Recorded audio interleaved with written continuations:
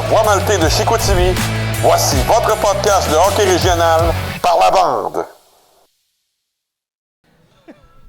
Bonsoir et bienvenue à ce podcast par la bande, ce podcast sur le hockey régional ici au Saguenay-Lac-Saint-Jean. Déjà la 6e émission de ce super projet qu'on est tellement fiers à tous les 2 semaines de vous offrir. Et c'est déjà la dernière émission, imaginez-vous, de l'année 2022 parce que après l'émission d'aujourd'hui, bien, nous allons revenir en ondes à partir du 9 janvier prochain. Alors, écoutez, je vous présente tout d'abord, mesdames, messieurs, mais ce soir, on a seulement 2 co-animateurs. On en a un qui est sur la liste des blessés, notre ami Marco Wood. Vous voyez, il n'est pas ici. Alors, j'ai à ma gauche mon ami Mathieu Chamberlain, le coach. Comment ça va, Mathieu? Ça va super bien. Jeff, toi? Très bien, merci. Jeff, j'aimerais ça te souhaiter bonne fête en retard. Ah ben, merci beaucoup. Je pense que c'était en fin de semaine. C'est en fin de semaine. Yes. C'est en fin de semaine, bonne fête, mon ami. On dira pas mon âge, mais je te remercie beaucoup. Ça, 32 comme tout le monde. 32 Comme ans, tout le monde, on augmente d'une année à chaque année. Et à mon extrême gauche, notre ami Luc Boudreau, qui est là également, comme à son habitude. Bonsoir Luc, comment ça va? Salut messieurs, ça va bien? Super. Un petit peu déstabilisé. Je suis pas à la même chaise que d'habitude. Tu sais, au hockey, la routine, c'est important. Hein? Ben, au podcast aussi. Donc, si ça va moins bien pour moi ce soir, la raison, ça va être que je suis assis à mauvaise place. Changera de chaise, Luc. OK, merci. Luc, ça va bien aller, c'est certain. On n'a aucune inquiétude dans ton cas. Puis d'ailleurs, on salue à notre ami Marco qui est à l'écoute, c'est sûr et certain. Notre ami Marco va être de retour assurément pour la prochaine émission. Alors, il nous a déjà donné là, des choses aujourd'hui. On t'oublie pas, mon ami Marco. Hey les gars, encore une fois, je vais commencer avant de vous présenter l'émission. Tout d'abord, c'est important pour nous à chaque émission de vous le mentionner. On a des gens qui nous appuient, on a des entreprises qui nous appuient et c'est important. Puis on les remercie beaucoup, on n'en parle jamais assez. Tout d'abord, la Voie Maltais de Chicoutimi qui nous accueille à chaque 2 semaines, à chaque 2 lundis. Donc, toute l'équipe de la Voie Maltais qui est là avec nous depuis les tout débuts de ce projet-là. On a également Panorama Média qui nous a beaucoup conseillé dans le projet, qui continue de nous appuyer. On a Best Buy également de Chicoutimi qui est là avec nous au niveau technique. Également, on a GI Performance, nos amis de GI Performance. Luc va nous en parler un petit peu tantôt. Ça fait déjà quelques émissions qui sont avec nous et également Récupération du Saguenay. Donc, on va vous parler un petit peu plus tard également dans l'émission. Alors, merci à tous ces partenaires. C'est vraiment apprécié puis ça permet à notre émission, à ce podcast de perdurer. Donc, merci beaucoup. Ça, c'était le premier point, les gars, que je voulais vous amener. Et je disais tantôt que c'était notre dernière émission de la saison 2022. On va revenir évidemment en 2023 et bien évidemment, les gars, comme à notre habitude, on a une émission extrêmement chargée, extrêmement complète. Nous, écoute, on dit que c'est chargé, mais on est vraiment contents parce que ce sont tous des invités de qualité. On veut parler de tout le monde.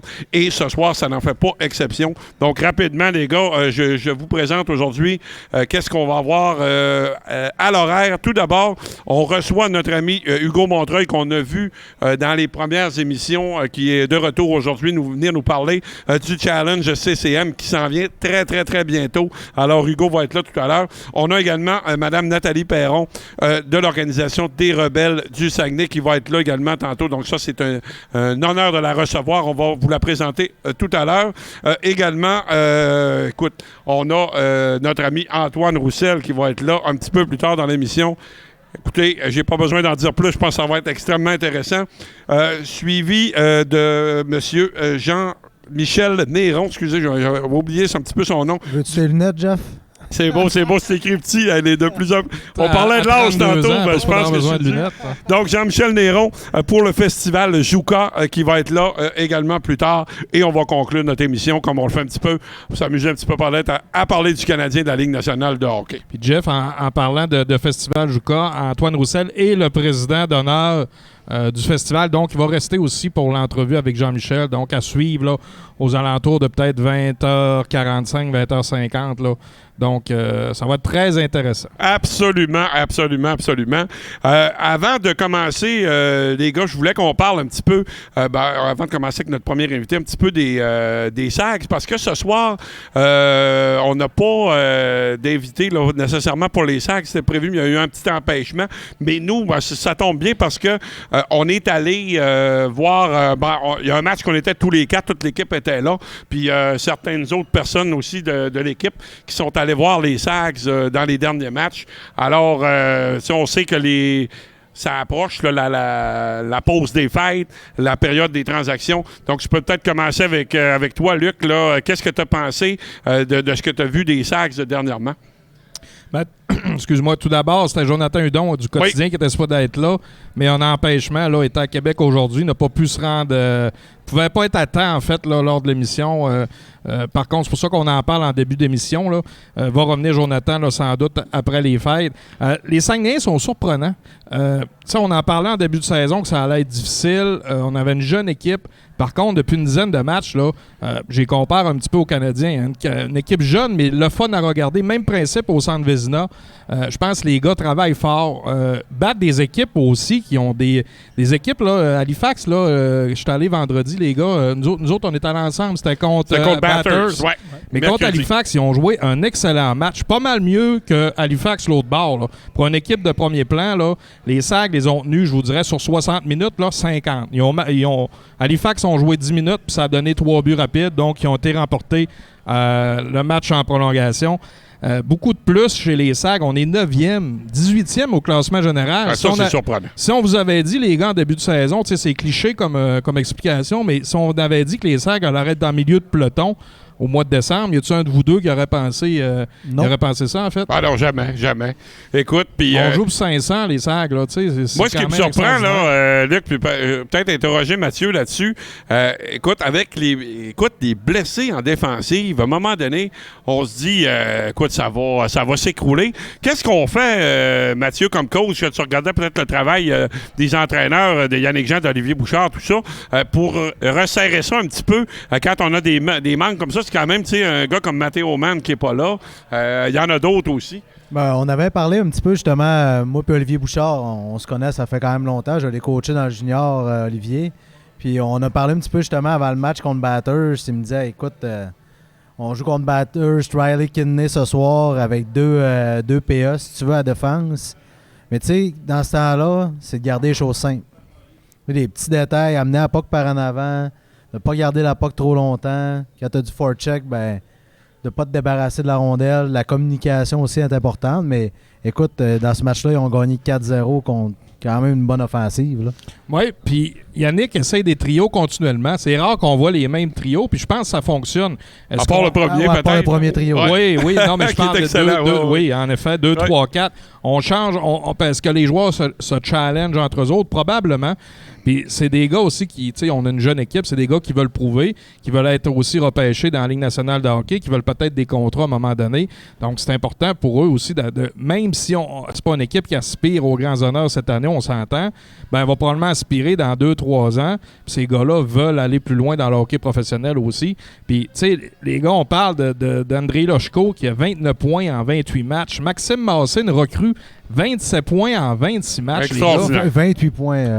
28 points, puis premier marqueur chez les recrues. Ma tête n'est pas à jour, mais oui. Puis il est travaillant. L'avez-vous regardé comme il faut? Massé, là, il travaille chiffre après chiffre. Ouais. Il va dans le coin, il finit ses mises en échec, il essaie d'être premier sur le puck. En tout cas, moi, je l'aime beaucoup. C'est un peu comme on parlait justement à partie. Là, on en parlait de Maxime Massé, puis on disait, on se demandait si on se rappelait avoir vu un joueur de 16 ans aussi dominant avec les Sags. Tu sais, peut-être le dernier, c'était Pierre-Marc Bouchard, mais c'était pas le même style de joueur. Tu sais.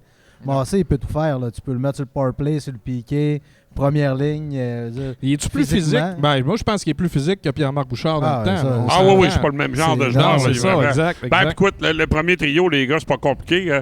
Toutes les présences dans le match qu'on était là mercredi, chaque présence, ils ont été dans la zone de l'adversaire tout le long, toutes les fois. Là. Donc, des jeux spectaculaires. Le gardien Lavallée aussi, le 20 ans, là, Charles-Antoine, qui est excellent, 2,96, moyenne d'efficacité de 908 sur 24 matchs. C'est un des gardiens. En tout cas, j'ai peut-être plus regardé qu'il y a un qui est le plus utilisé, puis on n'a pas le choix, là, en fait. Là. Je pense que... Hier, on a donné un départ à Bécomo, là, à Nichols, là, le nouveau deuxième gardien. Bon, on a perdu le match, mais quand même, comme tu le dis, Luc, là, il est utilisé à profusion. Puis juste un petit... 14 victoires quand même. C'est le deuxième dans la ligue. Hey, tu parlais de Riley Kidney tantôt, là, juste une petite parenthèse. Là, les partisans du Canadien, là, achetez-vous pas de chandail de Riley Kidney tout de suite, OK? Ça, c'est juste ce que j'ai vu là, dans le match. Pas sûr que ça va jouer. J'ai pas aimé son jeu. Non, vraiment pas. Vous l'avez vu, moi, il était invisible. Oui, c'est ça.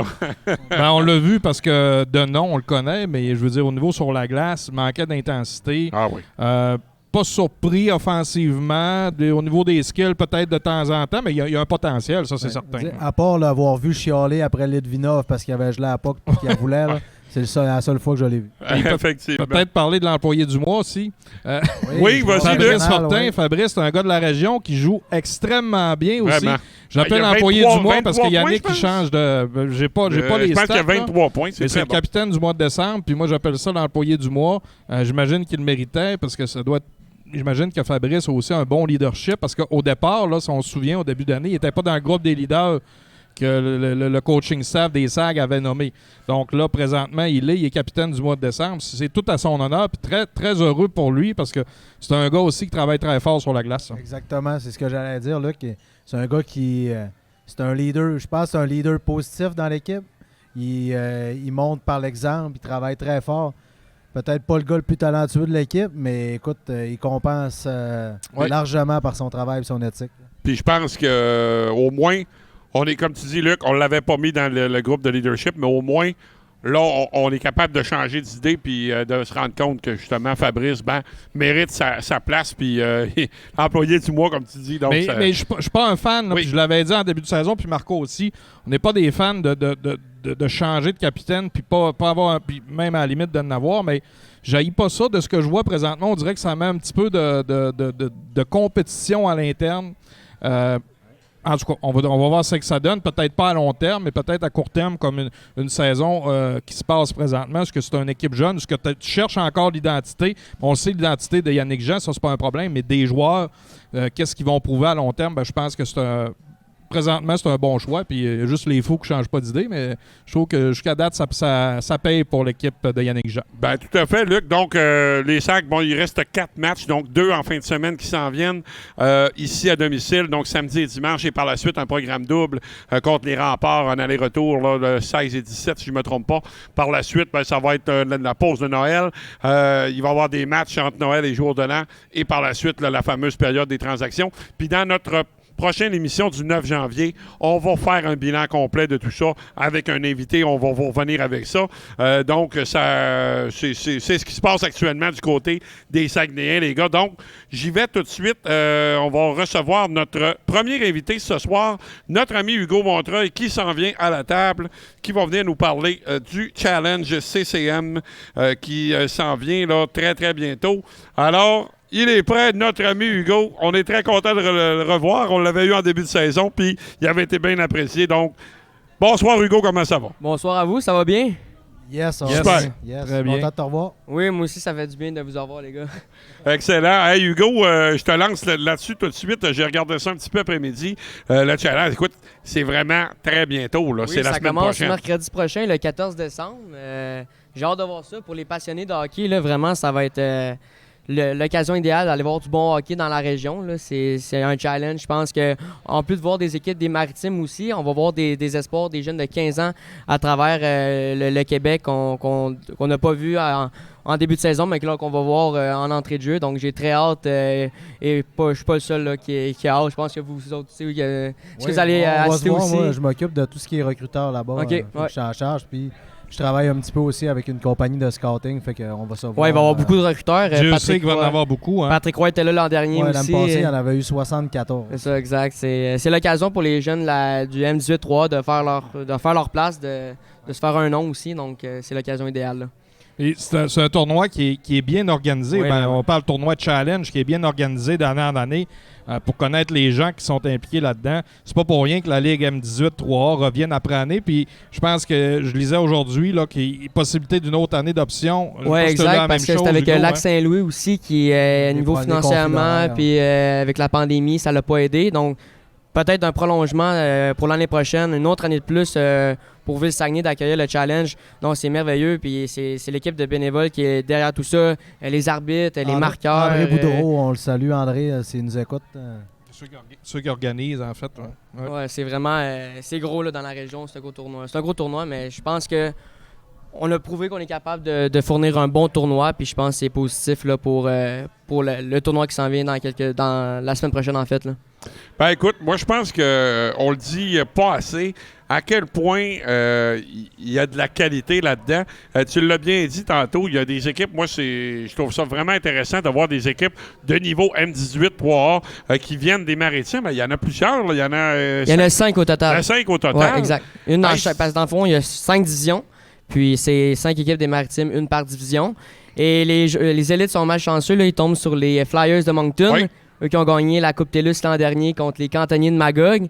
Une bonne saison jusqu'à maintenant. Un certain Zachary Wheeler qui domine jusqu'à maintenant la ligue là-bas. Les élites devront le surveiller, mais les élites vont faire face aux Vikings de Saint-Eustache, qui sont premiers en ce moment dans le M18-3A, qui dominent en ce moment, et les Gaulois de Saint-Hyacinthe qui vont bien jusqu'à présent aussi. Donc, mais je vous pose la question, les gars, ça peut relancer une saison. Là, on l'a vu avec le collège du Phoenix Esther Blondin. On les voyait pas gagner l'an dernier et ont remporté le tournoi. Ben, même pour les élites, l'année passée, ils avaient fait quand même bonne figure, gagné quelques matchs qui n'étaient pas nécessairement censés gagner. Et oui, comme tu dis, un tournoi, c'est un tournoi. Exact. Et tout peut se passer, c'est l'instant. C'est pas comme une saison. Tu sais, une saison, t'as moins de challenge, si on veut, dans un match régulier.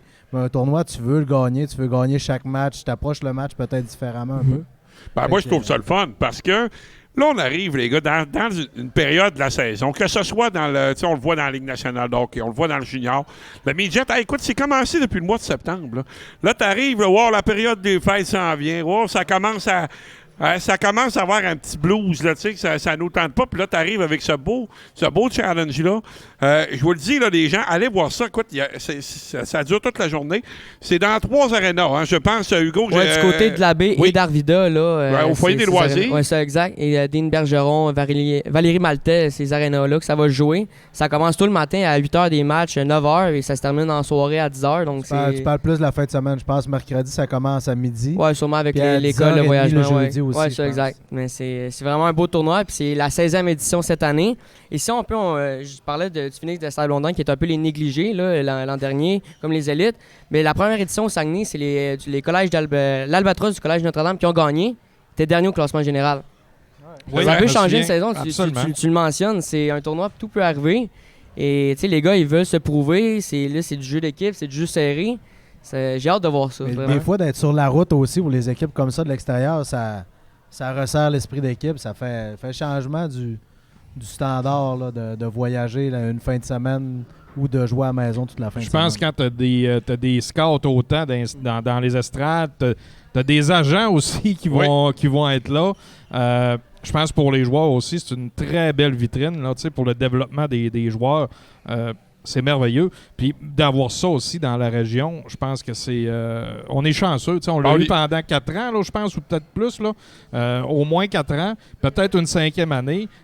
C'est bon pour... on parle pas de hockey, mais c'est bon pour l'économie. Ben, c'est bon pour dire, le Luc. tourisme. Écoute, au niveau économique, c'est extraordinaire pour la région. Absolument, non. C'est le billet d'entrée, c'est 31 pour toute la fin de semaine. Okay. Donc, c'est pour voir du bon calibre. Moi, 31$, c'est rien. Pour moi, là, pour ma part, je le paye puis je vais regarder ça. C'est du bon hockey, là. C'est du bonbon même. Là. Vous pouvez avoir la chance là, de voir des joueurs qui vont être des gros prospects, que ce soit dans la Ligue nationale, même à partir de la junior l'année prochaine. Il y en a qui vont jouer dans plusieurs qui sont là, qui vont être là, qui vont jouer dans la Ligue nationale de hockey. Là. Absolument. Moi, j'ai une question à te poser, Hugo, par rapport à ça, parce que j'avais connaissance, je ne sais pas si tu vas avoir l'information, mais dans la Ligue, lorsque tu gagnais le challenge, tu obtenais une espèce de laissez-passer pour les séries d'après-saison. Est-ce que c'est encore comme ça cette année? Je pense pas, non. C'est vraiment le format qui est celui qu'on connaît de l'an dernier. Puis, parce que je regarde le Phoenix, ils ont gagné le tournoi, mais ils avaient terminé au 9e rang des séries. Fait qu'il y avait eu un laissez-passer pour le premier tour, mais c'est pas parce qu'ils avaient gagné le tournoi, c'est vraiment parce qu'ils avaient terminé 9e. Puis on sait qu'ils sont 15 équipes dans le M18 3A cette année, depuis quelques années déjà, mais ils sont pas avantagés. C'est pas Parce que je suis pas fou, les gars. Hein. Il y a déjà eu un. Oui. Ouais, à un l'époque, règlement, comme je me le tournoi, rappelle le de ça. challenge s'appelait le Challenge Reebok. C'était OK. ça, mais là, ça a changé depuis quelques années déjà, ouais. C'était pas suite à l'équipe qui gagnait avait une participation en Coupe Dodge ou en Oui, tout cas. oui, je pense Ouais, que c'est ça. peut-être plus la Coupe Dodge à ce OK. niveau-là, mais Je pour pense. en série, Coupe c'est pas... Chevrolet maintenant. Ah, Ouais, ça a changé de nom aussi. On a peut-être changé de nom. Mais je sais pas si tu es au courant, Hugo. Y a-tu des joueurs, y a-tu des équipes qui ont dit ben là, peut-être celle-là, ça serait une bonne soirée pour aller voir un joueur, mis à part notre équipe régionale qui est les élites. Là. Est-ce que toi, tu as des conseils à donner aux gens qui aimeraient ça peut-être aller voir certains matchs? Là? Oui, absolument. Ben, je me croise les doigts pour Noah La Rochelle. Vous avez sûrement déjà entendu le nom là, de l'Albatros de Collège Notre-Dame, qui est super dominant. On ne sait pas s'il va être là parce qu'en ce moment, il est affilié pour les Tigres de Victoriaville dans la Ligue junior majeure du Québec. Donc, on ne sait pas s'il va être présent lors du tournoi. Mais les gars, c'est 28 buts en 24 rencontres. Quand même. Wow. Et puis tantôt, vous parliez d'un certain Maxime Massé. J'aimerais ça qu'on revienne un peu à Justin Poirier, qui est le choix de 4e ronde au total par le Drakkar, Oui. qui a lui l'an dernier 33 buts en 37 matchs dans le MJ 3A. Noah La Rochelle en a déjà 28 en 24. C'est impressionnant, là. Ah, vraiment. C'est un 15 ans aussi. Là. 15 ans. Ouais, ça, C'est- donc, lui va sortir tôt, assurément, au repêchage junior. Oui, puis il devrait jouer déjà junior Oui. l'an prochain. Ouais, ça. ça, assurément. ben, il a été repêché 5e ronde, 80e au total par les Tigres de Victoriaville, justement, ce Noah La Rochelle. OK. Ouais, il a déjà été repêché. OK, donc c'est un 16 ans cette année. Oui, c'est un d'abord. 16 ans, OK, exact. c'est ça, Ouais, c'est pas un c'est 15 ans. ouais, 16 OK. ans. Donc, c'est C'est un bon. nom à surveiller, mais j'espère pour les gens de la région qui sera présent, qui va être présent là, pour les amateurs. Là. C'est un franc-tireur. Là. Je le compare un peu à Justin Poirier. C'est le même format. Là. Puis on l'a vu hier, Justin Poirier, dans le match contre les Sags, 2 buts, une passe dans la victoire de 4-2 du Drakkar. Donc ça, c'est un joueur, évidemment, qui va être à surveiller. Sinon, j'ai rapidement là, Alexis Tanguay, là, du côté là, des Chevaliers de Lévis, lui aussi qui domine là, 35 points en 22 rencontres. Un choix de 2e ronde des Foreurs de Val-d'Or dans la Ligue junior majeure du Québec en 2021. Donc, c'est un autre joueur à surveiller. Et du côté des élites, ben, on affronte les Gaulois de Saint-Hyacinthe. Donc, le numéro 10, Caleb Desnoyers, qui a 14 buts, 20 passes pour 34 points cette saison. Un bon début de saison pour lui. Donc, les élites devront l'avoir à l'œil. Là. Donc, c'est vraiment des joueurs à surveiller. Là. Parlant des Chevaliers, j'aimerais saluer l'entraîneur-chef Jean-Philippe Sansfaçon, qui est un de mes bons amis. Oui, qui ont remporté 3 fois le tournoi, le challenge, en fait, là, avec le Phoenix Estallondin. C'est les équipes qui ont remporté le plus de challenge jusqu'à présent. Si on revient un petit peu aux... Oui, vas-y. je voulais juste Ouais, savoir, pour Xavier Veilleux, qui appartient au SAG. Ouais, il va être là, lui. Oui, pour le bizarre séminaire François. Séminaire il va être- Saint-François, ouais, c'est exact, ça, ouais, c'est il va ça. être là. Ça, c'est évident. C'est un joueur qu'on Excellent. va regarder attentivement. Là, je pense pour Yannick Jean, qui, si les Sags ne jouent pas, va être présent, probablement. Là. Peut-être Mathieu pourrait nous Oui, dire il là-dessus. était là l'année passée, C'est puis ça, il va être exact. là encore avec toute son équipe cette année, assurément. Puis si on revient un petit peu aux élites, là, les élites dans ce challenge-là, ils ont battu Notre-Dame en fin de semaine. Là, qui, Mais Noah La Rochelle n'était pas là. mais Ça, ouais. ça, Il c'est une risque autre de pas chose. être là non plus en fait. Aussi, semaine. ouais, Mais exact, tu sais, ça peut aider. en fait, ce que je veux amener, tout ça, c'est qu'il y a possibilité des élites aussi de performer. Tu sais, même si on est je comprends, on est d'une grosse division, puis c'est correct aussi, là. Des fois, quand on est d'une grosse division, c'est là que les petites équipes sortent. Mais je dis pas que c'est une petite équipe, mais c'est une C'est équipe moins l'équipe forte. négligée. Là. C'est Exactement. Les Donc, trois moi- autres équipes, on les prend un peu à la légère. Là. Exact. C'est ça. Donc, je pense pour eux, il y a une possibilité quand même de sortir du lot. Puis on est à la maison. Tantôt, on parlait que les équipes d'extérieur, ça forge, mais de dormir à la maison aussi, ça fait du bien. Donc, pour des tournois comme ça, c'est important. Les élites ont connu du succès, je pense, c'est là 2 ou 3 ans, Oui, là, oui. où on n'a pas remporté, ou on a-tu remporté? Je me souviens perdu plus. en Ils l'ont finale. Je remporté pense une qu'on a fois. perdu en finale. En tout cas, si quelqu'un peut nous Non. le dire sur En non. 2017, je pense, ça Ouais, a ouais. passé très proche. Là. Ouais, il avait perdu en nous finale. le Ouais, mentionner sur nos réseaux. Si Oli, il y a une réponse là-dessus. Mais en tout cas, moi, personnellement, j'en ai coaché du hockey midget 3A. Puis c'est vraiment du beau hockey. Ah oui. C'est vraiment du beau hockey. Il y a un bon système. Les entraîneurs aussi, c'est des jeunes entraîneurs souvent qui veulent, Ils peuvent, qui veulent avoir un monter poste, aussi exact. dans le junior. Donc, eux autres aussi ont tant à prouver que les joueurs. Je pense qu'il faut que le système soit excellent.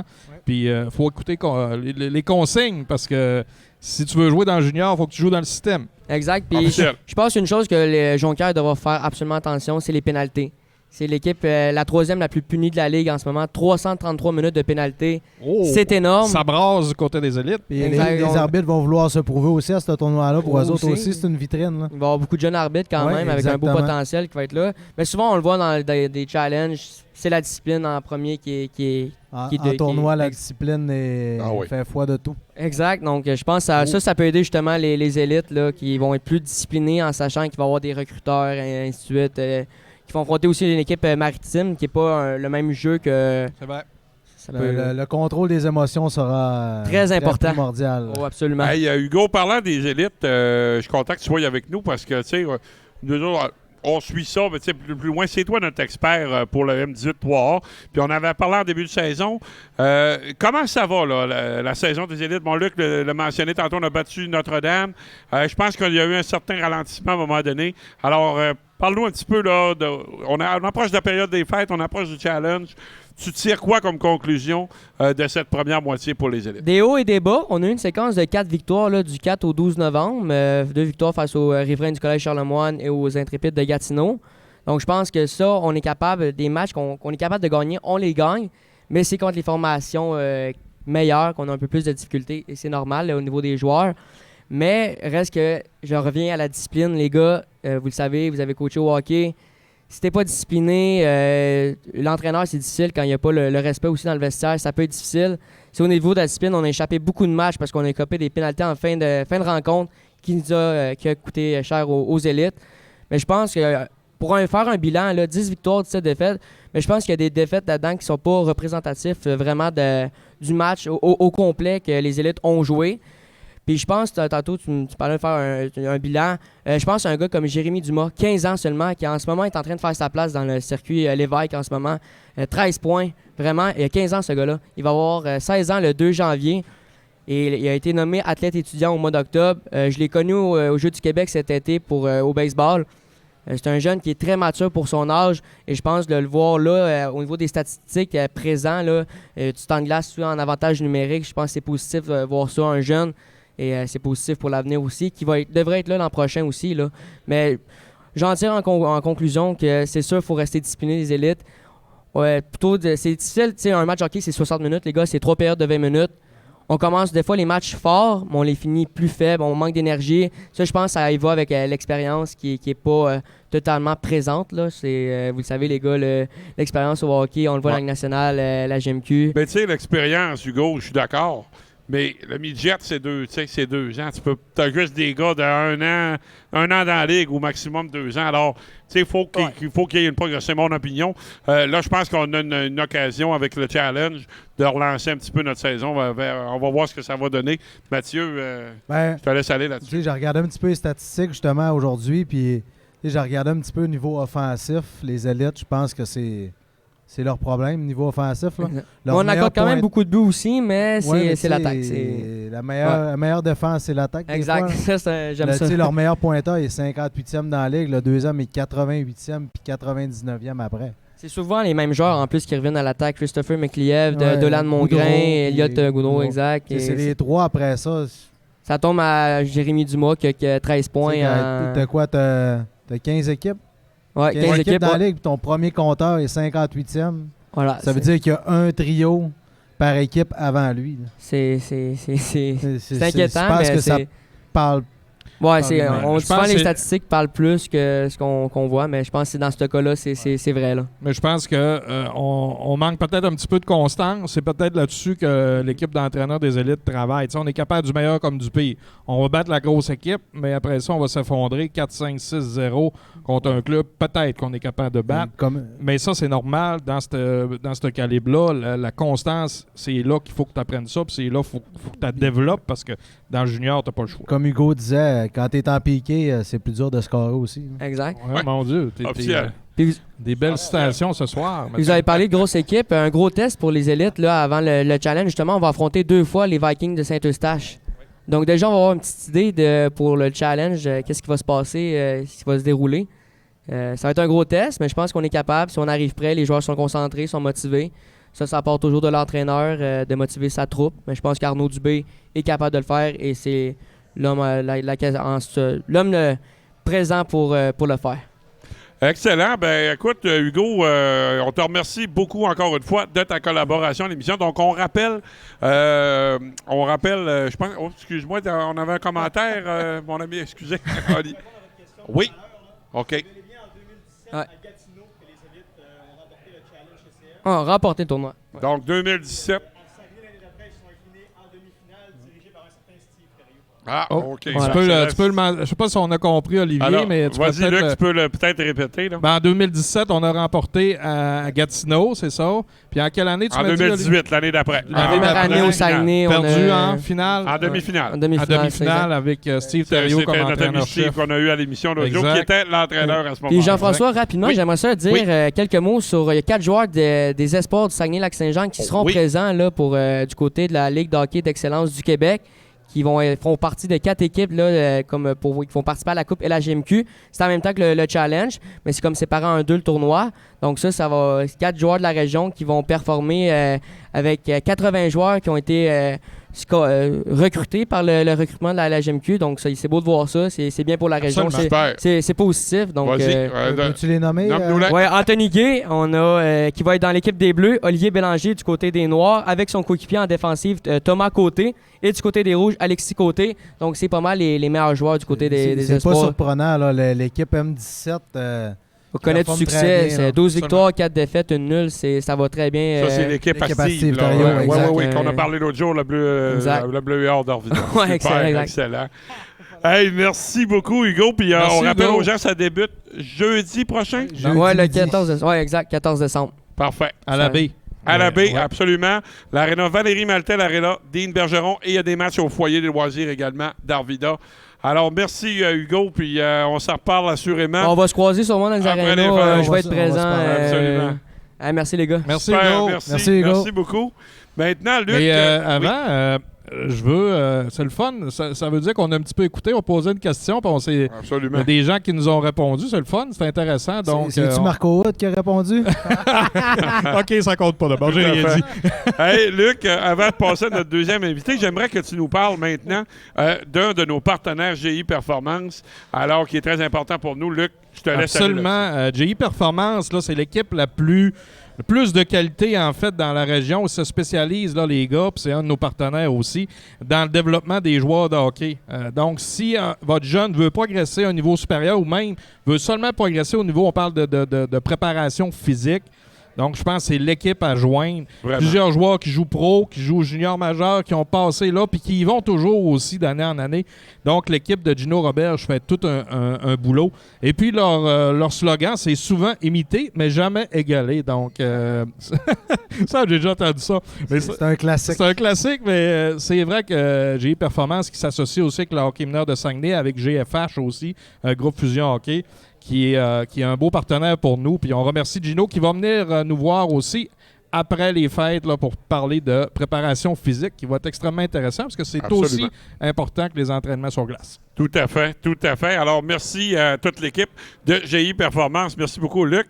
Et maintenant, on va passer à notre deuxième invitée. Elle va se présenter ici à la table. C'est Mme Nathalie Perron, qui est la présidente Venez nous rejoindre. de l'Organisation des Rebelles du Saguenay-Lac-Saint-Jean. C'est vraiment un honneur pour nous de la recevoir. Bonjour Nathalie, comment ça va? Bonjour, merci, ça va très bien. Merci pour l'invitation, c'est très apprécié. Ben, ça nous fait plaisir parce que depuis le début de la saison, qu'on veut parler de hockey féminin, c'est très important pour nous. On a été bousculés un petit peu par l'horaire de certaines... des fois, des en manques fait, de ouais. disponibilité aussi, des variables. Mais là, c'est pas grave. On est là ce soir, donc c'est vraiment le fun de te recevoir, Nathalie. Alors... Pour commencer l'entrevue, j'aimerais savoir un petit peu. Bon, on connaît les rebelles, on en entend de plus en plus parler, mais j'aimerais savoir comment ça a commencé tout ça. Puis je te laisse aller là-dessus par rapport à ça. L'Organisation des Rebelles a commencé il y a une douzaine d'années. C'était organisé par Mme Josée Lebel, qui présentement travaille beaucoup là, du côté de Montréal avec Caroline Ouellette. Elle a mis en place là, une structure pour que les filles puissent au moins se réunir puis participer à la Coupe Dodge dans le temps. Là, c'est maintenant la Coupe Chevrolet. On est mêlés un Là, peu. ça change de sorte aux 2 ans. Ça fait que c'est ça. C'est à partir de Mme Lebel et au fur et à mesure des années, il y a des années que le hockey féminin avait quand même une bonne organisation, qui était en bonne santé. Ils se sont ramassés quatre équipes par année qui représentaient la région au sein de cette compétition-là. C'était la principale compétition à laquelle les filles pouvaient participer ensemble. Puis il y a des années que ça a été plus bas, mais là, depuis l'année passée, Mme Claudia Banville avait repris ça en main. Oui. Avait mis en place un programme de sport-études, avait changé le logo, changé l'image, fait vraiment un coup de marketing important. Puis, depuis ce temps-là, on voit une belle évolution là, de notre côté, là, du côté du hockey féminin. La santé de notre hockey est bonne dans la région du Saguenay-Lac-Saint-Jean. Les filles sont très intéressées. C'est fun d'entendre ça, hein? Oui. Puis d'ailleurs, je pense que ça le point culminant l'année dernière avec l'équipe là, qui s'est rendue très, très loin dans le tournoi aussi. Là, que je pense que il y a eu comme un petit buzz aussi dans la région. Les M13 qui avaient gagné la Coupe Dodge, justement. Oui, ça fait une expérience qu'on en parle encore. Les filles sont encore sur leur élan par rapport à ça. C'était vraiment magique. Pour l'avoir vécu à titre de gérante, c'était vraiment magique comme événement. Puis, ça a fait en sorte que les filles ont vu qu'ils étaient capables de compétitionner auprès d'équipes qui, elles, jouent ensemble à l'année. Fait que, nous autres, là, notre organisation est comme séparée en deux. Tu as le M11 et le M13, que c'est des équipes de regroupement, puis M15 et M18, que c'est des équipes à l'année.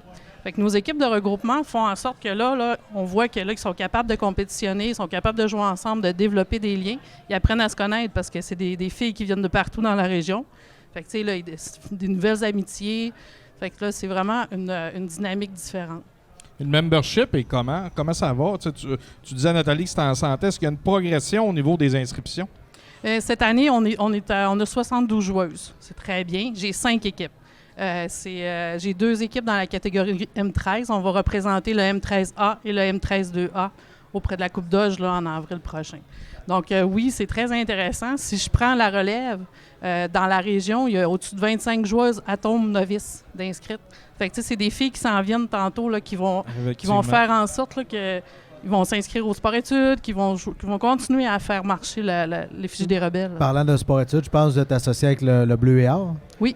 J'ai fait un petit peu de recherche. Là, il y a 11 joueuses qui sont inscrites en ce moment dans le sport-études. Cette année, j'ai 11 joueuses. Puis c'est sous la gouverne de Henrik Corneau qui, justement, travaille du côté des élites aussi. Puis l'année prochaine, on a réservé une plage de 10 places du côté du secondaire 1. Ça fait que ça, on vise le 20 joueuses là, l'année prochaine du côté du sport-études, qui va toujours avoir lieu à Saint-Ambroise encore, les activités sportives. Et puis qu'est-ce qui fait en sorte qu'on a une progression? Est-ce que c'est partout au Québec, la progression des joueuses? Est-ce que c'est parce qu'on a quand même beaucoup de leadership au niveau d'anciennes joueuses qui sont allées loin avec Équipe Canada, qui même avec des équipes universitaires. Selon toi, Nathalie, est-ce que tu penses que ça va continuer à progresser? Est-ce qu'on est sur la bonne voie dans le hockey féminin? Ben, moi, je pense que oui, parce que avec la volonté de M. Thibault du côté de Hockey Québec de mettre en place des éléments pour favoriser le développement de du hockey féminin, autant dans les régions que dans les grands centres, bien, ça fait en sorte que ça peut valoriser ce sport-là du côté de nos filles. Parce que, tu sais, on s'entend que jouer avec les garçons du côté M11, M13, c'est correct. Commencer le M15, M18, ça commence à être différent. Tu sais, les réalités, là, on voit certains contrastes. Fait que, tu sais, les filles peuvent se dire, au moins, si je commence ce sport-là, je vais être capable de continuer.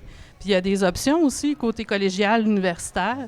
Puis comme vous dites, la réussite aussi d'Équipe Canada du côté des Jeux olympiques, ça facilite aussi le... Justement, côté des ligues M15, M18, comment ça marche, la ligue, la LIHF? Bien, la LIHF, dans le fond, on a 22 parties dans l'année. Tous des programmes doubles. On joue un peu partout. On est allé jouer à Laval, on joue dans le Bas-Saint-Laurent. On joue du côté de Québec, l'Estrie, la Mauricie. Puis, c'est ça. Notre top 15 2A, présentement, là, on a 10 parties de jouer. Puis, on a là-dessus, on a 8 victoires, 2 défaites, 1 nulle. On est en première position. C'est sûr que la deuxième position, on a 8 parties de jouer. On a 11 parties de jouer, puis eux autres, ils ont 9 parties de jouer. Fait que, tu sais, c'est sûr qu'ils ont une petite certaine avance par rapport à ça, mais, tu sais, on se débrouille très bien. Du côté de mon M18 également aussi, là, ils ont une belle réussite de ce côté-là aussi. Ils sont en 8e position. Ben, moi, je trouve ça bien intéressant. Excuse-moi, Mathieu, parce que ce que tu dis, Nathalie, là, je sais que, bon, des fois, je parle de basketball. Je vais encore en parler, là, parce que c'est important pour les filles. Vous allez comprendre où ce que je veux en venir là-dessus. Parce que tu disais, Nathalie, qu'on parlait un petit peu, que ce soit les Jeux olympiques, équipe Canada, tu sais, on s'identifie beaucoup à ça. Mais là, le combat, je pense que les joueuses mènent actuellement pour avoir une Ligue pro féminine, c'est tellement important. Tellement important pour nos jeunes joueuses. Puis pour ça que je dis au niveau du basketball, avec la WNBA, le réseau de la NCAA aux États-Unis qui est tellement fort pour les filles, ça donne un objectif à ces jeunes filles-là, un rêve, tout ça. Puis au hockey, on l'a, mais ça doit être développé plus.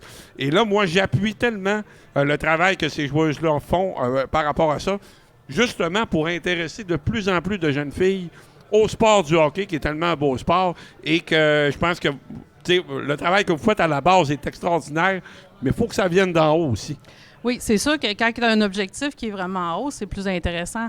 Mais tu sais, comme tu dis tantôt, la base est très importante. Tu sais, comme exemple, dans la région, oui, on a des équipes, là, ils jouent ensemble toute l'année. Là, ils n'ont plus besoin de faire deux équipes, d'être des regroupements. Ça fait que, c'est une relève qui s'en vient. Là, on a commencé dans le M15, le M18. Tantôt, il faut viser d'autres choses aussi. On peut regarder le collégial, là. Oui. Avec les collèges qu'on a ici dans la région, puis avec le bassin, si on s'associe à l'Abitibi, la Côte-Nord, on est capable de faire des équipes, puis de participer, puis de compétitionner. Là.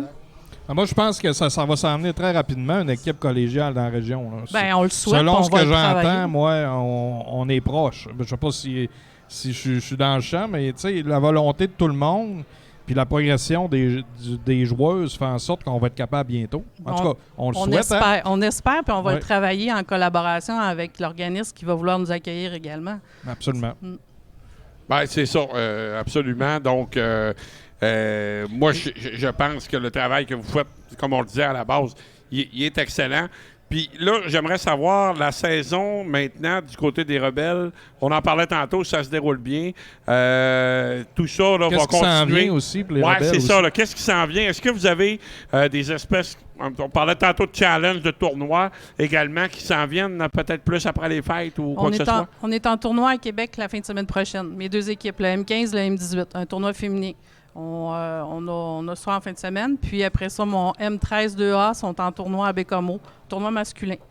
Fait que, puis après ça, après les fêtes, mon M11, mon M13A, mon M13 2A vont jouer au tournoi de hockey mineur de Saint-Ambroise. On a comme établi un peu notre siège social à Saint-Ambroise, étant donné que c'est centré du côté de la région. Puis il y avait de la place là, pour être capable de nous offrir des heures de glace. C'est une belle place, Saint-Ambroise, pour jouer. Oui, hein? Le senior. Oui, Mathieu. Oui, Mathieu. Les gens sont accueillants. Oui, très accueillants. Hey, Luc, est-ce qu'on serait prêt pour oui. notre... En fait, on a une surprise, mais je ne sais pas si vous allez... Je pense que vous allez être contente. J'espère. Oui. C'est pas négatif. On a une primeur à soir qui n'est pas annoncée nulle part au niveau du hockey féminin. J'inviterai Patrice Filion, qui est le président de Hockey Sanglac, à venir nous annoncer cette nouvelle-là. Vous connaissez, j'imagine? Oui. On va ajuster. Oui, alors, parce qu'en fait, c'est ça. On a annoncé hier qu'on avait une nouvelle exclusive ce soir. C'est une belle nouvelle pour le hockey féminin, pour la région. Quand Pat il va être prêt, Thomas? OK, ça fonctionne. Vas-y, Pat. Bonsoir, Patrice. Bonjour, Patrice. Je me souviens encore l'année passée quand on les a vues, les filles, avant qu'ils gagnent. Il y avait toute une dynamique dans la chambre. C'était incroyable. C'était vraiment le fun. C'était vraiment le fun. C'était différent des garçons, hein? Oui, c'est pas la même réalité. Là. Il était en feu. Et on parlait de recrutement tantôt, tu sais, recrutement des petites filles, puis recrutement des joueurs de hockey. Puis je pense que la meilleure façon pour être capable d'attirer des joueurs de hockey et des joueuses de hockey, c'est d'avoir des événements, d'avoir des buts, puis de vouloir participer à quelque chose. Fait que, vu que nous autres, je pense qu'on est bons, Saguenay-Lac-Saint-Jean, et on va continuer le devoir. Fait que, on va avoir la coupe Chevrolet, excusez, l'habitué. Coupe Chevrolet féminine 24-25, ben Vous êtes les premiers à savoir. Ça vient Ben, chez nous. Je l'ai su en fin de semaine. On est allé pour la sélection, entre autres, avec la CPR, avec Hockey Québec. Puis ça va être le Saguenay-Lac-Saint-Jean qui va être hôte de la Coupe Chevrolet 24-25. Ah, Félicitations, c'est une super Patrice. bonne nouvelle. Oui, Ouais, félicitations. ouais, c'est bon pour la région. Ça, c'est une nouvelle extraordinaire, ouais. Patrice. Donc, on répète, là, les gens qui nous écoutent, donc la Coupe Chevrolet 2024 et 2025, ça va être organisé ici, au Saguenay-Lac-Saint-Jean. Féminin, le côté oui, féminin. féminin, effectivement, c'est de ça qui est question. Merci, Mathieu, de me corriger. Donc, vraiment, là, c'est la grosse primeur qu'on avait à vous annoncer ce soir là-dessus. Ouais, Je disais, ça nous Patrice, là, c'est tout neuf, là. Oui, ben on l'a su en fin de semaine. On avait demandé, puis on en a fait une. On a su un peu comment c'était. C'était beaucoup plus gros parce qu'il y avait Côte-Nord, puis il y avait Bas-Saint-Laurent. Mais là, c'est seulement que le Saguenay-Lac-Saint-Jean. Puis, ça représente, là, peut-être vous êtes capable de nous répondre, parce que ça représente à peu près combien d'équipes, combien de joueurs? Je pense que ça va être quand même assez gros. Hein? Bien, c'est en termes d'équipe, on l'a compté en fin de semaine, mais je ne l'ai pas vraiment, je ne veux pas me tromper, mais c'est avec tout le Saguenay-Lac-Saint-Jean, ce qu'on avait dans la Coupe masculine de l'an passé, bien, ça va mobiliser le même nombre d'arénas, puis la même chose. Sauf qu'on n'a pas besoin de Bas-Saint-Laurent, puis on n'a pas besoin de la Côte-Nord. Fait que... Il n'y a pas la portion junior, si on veut. Là. Junior, il l'a. Oui, il l'a. Ah oui, M21? Oui, OK. exactement. Puis d'ailleurs, une des priorités, c'est vous savez qu'au Québec, on a beaucoup de retard sur le hockey féminin par rapport au Canada. Puis c'est pas parce que bien souvent, je suis pas capable d'être partout. Je suis pas capable d'être partout en même temps.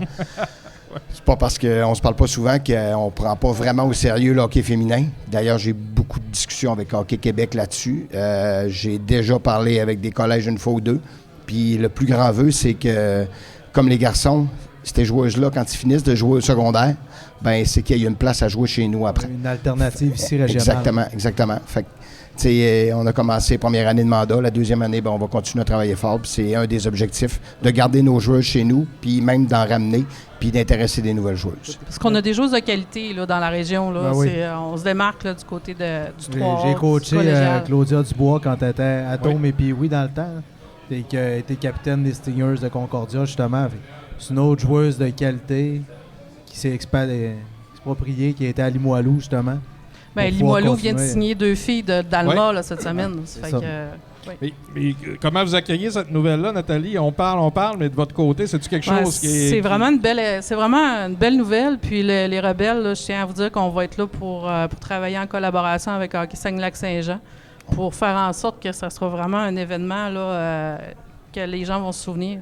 Parce qu'ils viennent, les autres équipes de l'extérieur viennent jouer chez nous. Puis les commentaires qu'on a, c'est merci, on est très bien accueillis, c'est vraiment le fun. On pensait que ça allait être loin, mais c'est quand même... Tu sais, les commentaires sont bons. On leur fait une expérience. Fait que je pense qu'on va faire la même chose du côté de la Coupe Chevrolet pour 2024. Puis surtout pour les filles, je pense que là, ils ont 2 ans pour se préparer pour être capables de remporter les grands honneurs chez eux. Ceux qui veulent s'inscrire, Absolument. c'est le temps, là, parce que jouer à la Coupe d'Odge, en tout cas pour moi, quand je coachais puis je jouais, c'était quelque chose de spécial. C'est la petite Coupe Stanley des joueurs et joueuses. Quand tu peux avoir tes fans locaux, tes parents, ta famille qui peuvent venir te voir en même temps à la Coupe Dodge. Ah non, ça amène va être un une autre expérience vraiment, là, vraiment trippante pour tout le monde. Là. Ben, Merci je suis d'avoir content, travaillé puis je vous le remercie dossier. pour tout le travail encore que vous faites pour les filles. Puis nous autres, on lâche pas non plus. On prend ça très, très, très, très au sérieux. Oui, on a un bel appui là, de l'organisation. On se sent vraiment appuyé, mais on travaille fort là, pour que ça continue. Puis on récolte ce qu'on sème. Puis, Pat, pendant que tu es là, on parle de Jocelyn Thibault qui, je pense, ses filles jouent aussi au hockey. Je pense que c'est quelqu'un qui a à cœur le développement du hockey féminin, parce que tu le côtoies quand même, ou tu y parles quand même souvent, j'imagine. Là. Tu ressens quoi de ton côté quand tu parles avec Jocelyn Thibault? Bien, Jocelyn, quand on en parle, quand on se parle au téléphone, il me demande, il dit, Pat, chez vous, comment ça va? On a-tu des avancements avec les collèges? Moi, la première chose que j'ai dit, je peux continuer à travailler avec les collèges, mais pas pour des ouvertures dans 3 ans, dans 4 ans, pas l'année prochaine, mais dans l'autre après. On se donne 2 ans, puis oui, j'en ai. Jocelyn, pour lui, c'est une priorité, parce que vous savez qu'il travaille avec le RSEQ aussi, il travaille avec le scolaire, on est tous dans le même bateau, hein. Puis, il y a un changement de dynamique. Puis, c'est vraiment l'expansion, je pense que même le RSEQ, c'est dans le plan d'ajouter des équipes en Division 2. Peut-être de remanier un peu le tableau, pour l'expérience. Quand on parle d'expérience client des jeunes, c'est comme on a eu un peu ici le M11-2B. ben c'est certain quand ils sortent de la région, des équipes qui perdent parce qu'ils sont pas dans la même catégorie, il n'y a pas bonne expérience. Ben, ça peut être pareil un peu que les filles. Ils ont beaucoup d'équipes en Division 1. Il y en a qui sont peut-être moins fortes un peu. Fait on est peut-être dû pour pousser là-dedans parce qu'on est en retard. Puis c'est ça. Il faut rattraper le retard, puis il faut prendre ça au sérieux. Fait que sa volonté est là vraiment. Ça va être bon aussi que Hockey Québec regarde là, les réalités des régions versus la réalité des grands centres. Côté réglementation, côté pour les équipes de regroupement, la classification des filles, on a certaines problématiques de ce côté-là qu'on est en train de regarder justement avec Hockey Saglac pour démontrer que nos jeunes filles, on les met dans les bonnes équipes, dans les bonnes catégories, mais selon la réglementation, ça devrait être différent. Et c'est ça qu'on travaille là, pour faire changer les choses, au moins pour l'adapter là, versus notre réalité. Ah, question comme ça, on a-tu des joueuses qui arbitrent? On a des filles qui arbitrent au niveau de la région? Parce que, tu sais, on en voit beaucoup, puis je pense que c'est un cheminement qui est important aussi, c'est de voir les filles arbitrer des matchs aussi, parce que ça amène un autre dynamique, ça peut amener des joueuses à s'impliquer aussi à ce niveau-là. Est-ce qu'on en a dans la région, selon vous autres? Je pense pas, hein? Non. Je pense pas. Je peux te dire qu'on en manque, des arbitres.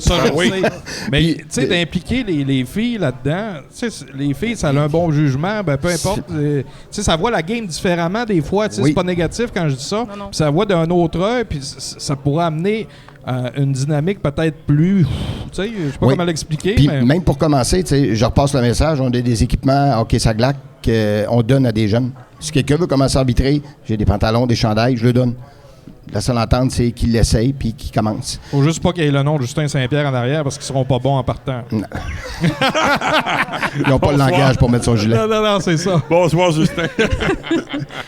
Mais du côté féminin, c'est sûr que les filles ayant la chance de jouer dans des calibres supérieurs comme la M15, la M18, puis que par la suite, s'ils vont pas au côté collégial ou tout ça, ça peut aider à ce qu'ils deviennent arbitres. Absolument. Puis je pense que on pourrait peut-être, c'est un beau projet de pousser aussi. On a des joueuses, peut-être les garder à jouer, arbitrer en même temps. Donc, ça pourrait être avec l'école d'arbitrage, oui. Oui, pendant l'été, oui. Inciter des jeunes filles, des jeunes joueuses des Rebelles à participer parce qu'on va essayer de travailler aussi sur un peu d'accréditation. Puis on a beaucoup de support pour l'arbitrage au Québec. Là. On va avoir de l'aide. Ça peut être une belle solution. Oui. Félicitations encore aux Rebelles. Oui, puis Merci Super, beaucoup. oui. Alors, donc, écoute, merci beaucoup, Patrice. En tout cas, de te connaissant, on sait que tu vas continuer à pousser les dossiers. Ça va bien. Puis, merci beaucoup, Nathalie, de ta présence ici à l'émission. Ça a été vraiment, vraiment agréable. Donc, on va poursuivre, on va continuer de suivre le dossier, nous autres, suivre le hockey féminin dans la région Les Rebelles, qui leur saison, ça va très, très bien, comme on le disait, etc. Donc... Oui. Puis félicitations, Nathalie, de t'impliquer. Patrice, merci beaucoup d'être venu. Je pense que c'est une belle nouvelle. C'est une belle nouvelle. Ça fait plaisir. Qu'on a partagé ce soir. Puis continuez votre implication. Puis je pense que vous faites tout un boulot. Puis je le disais à Claudia quand j'y ai parlé l'an passé, il y a 2 ans. Vous travaillez fort, c'est pas évident. Il faut aller chercher des joueuses, il faut tenir ça à bout de bras. C'est difficile. Là. Je tiens à mentionner l'apport des parents également. Okay. S'ils ne croiraient pas en notre organisation puis au hockey féminin, on n'aurait pas cette belle réussite-là. Juste savoir, c'est quand vos prochains matchs locaux? Le 14 janvier prochain, du côté de l'Aréna Marcel Claveau de Saint-Ambroise, un programme double contre le Bas-Saint-Laurent. OK. À quelle heure? 11h pour le M15, midi 45 pour le... Okay. On va essayer de republier sur notre page oui, absolument, Facebook. Oui, parce que là, vous partez la semaine prochaine, par ensuite, ça va être la pause des fêtes, donc... Oui. N'hésitez pas à nous envoyer sur notre site par la bande vos horaires. On va publiciser et essayer de vous encourager le plus possible. Merci beaucoup de l'encouragement et du partage. Plaisir, merci beaucoup. Merci à vous deux. Merci, messieurs. Merci beaucoup. Antoine va avoir un petit peu de merci Nathalie, un petit peu de retard, mais on parlera pas de Jouka tout de suite. On voulait parler de Jouka, mais vu qu'Antoine est président d'honneur, on va attendre un petit peu. On pourrait peut-être parler de Canadiens. Oui, bien, juste avant, Luc, je vais juste parler de notre association, de nos amis de récupération du Saguenay, avant toute chose.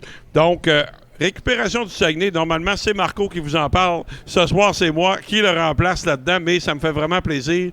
Ce qui est important de retenir dans Récupération du Saguenay, c'est que pour vos équipes de hockey, pour vos organisations, c'est possible d'organiser les collectes.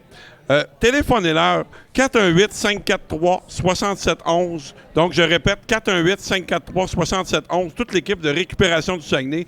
Ils sont là pour répondre à vos questions. Ils sont là pour vos projets, pour vous expliquer comment ça fonctionne, de quelle façon ils peuvent aider votre organisation. Donc, vraiment, là, on apprécie beaucoup l'appui de nos amis de récupération du Saguenay. Donc, je répète encore une fois, pour une dernière fois, le numéro de téléphone, 418-543-6711. Donc, récupération du Saguenay, c'est les gens à contacter pour vos activités de financement par rapport à ça. Alors, Antoine est arrivé, on va lui laisser le temps un petit peu. Absolument. Puis revenir là, faire du pouce sur le hockey féminin, c'est des gens qui travaillent extrêmement fort. Puis c'est sûr qu'on peut pas obliger des jeunes à jouer, mais il y a tellement de beaux modèles au hockey féminin. Je parle des... Je vais m'expliquer quand je parle de beaux modèles. Oui. Là. Je parle des filles qui... Non, mais je m'excuse. C'était pas... Je vais m'étouffer. Non, mais c'est comme au hockey, tu as des modèles de joueurs, mais tu as des modèles de filles aussi, de joueuses qui jouent dans des calibres, qui réussissent tant au niveau sportif qu'au niveau dans leur carrière. Donc, académique aussi. Académique, exactement. Donc, je pense que ça s'en vient. Puis, ça prend des gens comme Nathalie, comme d'autres bénévoles qui travaillent fort là-dessus. Puis, d'avoir la Coupe Dodge, les gars, là, c'est tout... Coupe Chevrolet. Coupe Chevrolet, oui. Je m'excuse, mais pour ceux qui ne savent pas c'est quoi, c'est extraordinaire. je pense que c'est important. vraiment, là, un événement. Puis c'est ça. Fait que je pense qu'on peut être heureux. C'est plusieurs équipes. Tantôt, on n'a peut-être pas parlé de exactement de ça, mais c'est plusieurs équipes. Encore une fois, ça va être bon pour l'économie locale. Donc, félicitations à l'équipe de hockey sur la glace qui a amené ça. Ouais. Puis merci aussi à Patrice de nous avoir partagé ça en primeur sur notre plateforme, en fait. Donc, tout à fait. Tout à fait, Luc, tout à fait. Alors, maintenant, je pense que... Est-ce qu'on est prêt pour nos prochains invités? Antoine, es-tu prêt? Ou... Antoine parle des fans déjà, donc... mais c'est ça. Une photo ici, Antoine est populaire. Mais on peut parler rapidement? Oui. Non, mais je peux parler des marquis? Oui. J'étais allé au marquis, puis c'est un commentaire. J'adore il y avait 2000 personnes le dernier match que je suis allé, donc c'était super intéressant. Par contre, à la fin, il y a des joueurs, des partisans qui ont lancé des choses sur la glace. Bob Desjardins a parlé. Je pense que ça n'a pas sa place. C'est un petit message que je veux passer. Si on va avoir des gens dans les estrades, si on va avoir un bon public. Parti, là, cette année. C'était pas beau à voir. Puis le match était excellent. Là. On avait un super de bon match. De chaque côté, ça a bien joué, mais je pense qu'il faut passer un message. Je sais que Bob Desjardins l'a fait, puis on l'a fait sur la page des marquis. Faut pas faire ça au niveau des partisans des marquis. Je pense que c'est très minime, mais c'est important de ne pas le faire. C'est toujours une minorité, hein? Attends, mon ami, ça, on peut pas se ramasser à terre. Mais les petits gars aussi de 100% fans en avaient parlé aussi. Oui. Ah oui.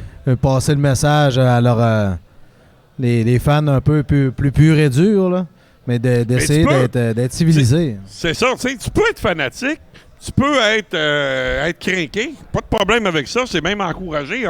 Écoute, on suit pas le sport pour comme on s'en va à l'église. Ça, c'est normal qu'il y ait des émotions. Mais on vient pas de Laval.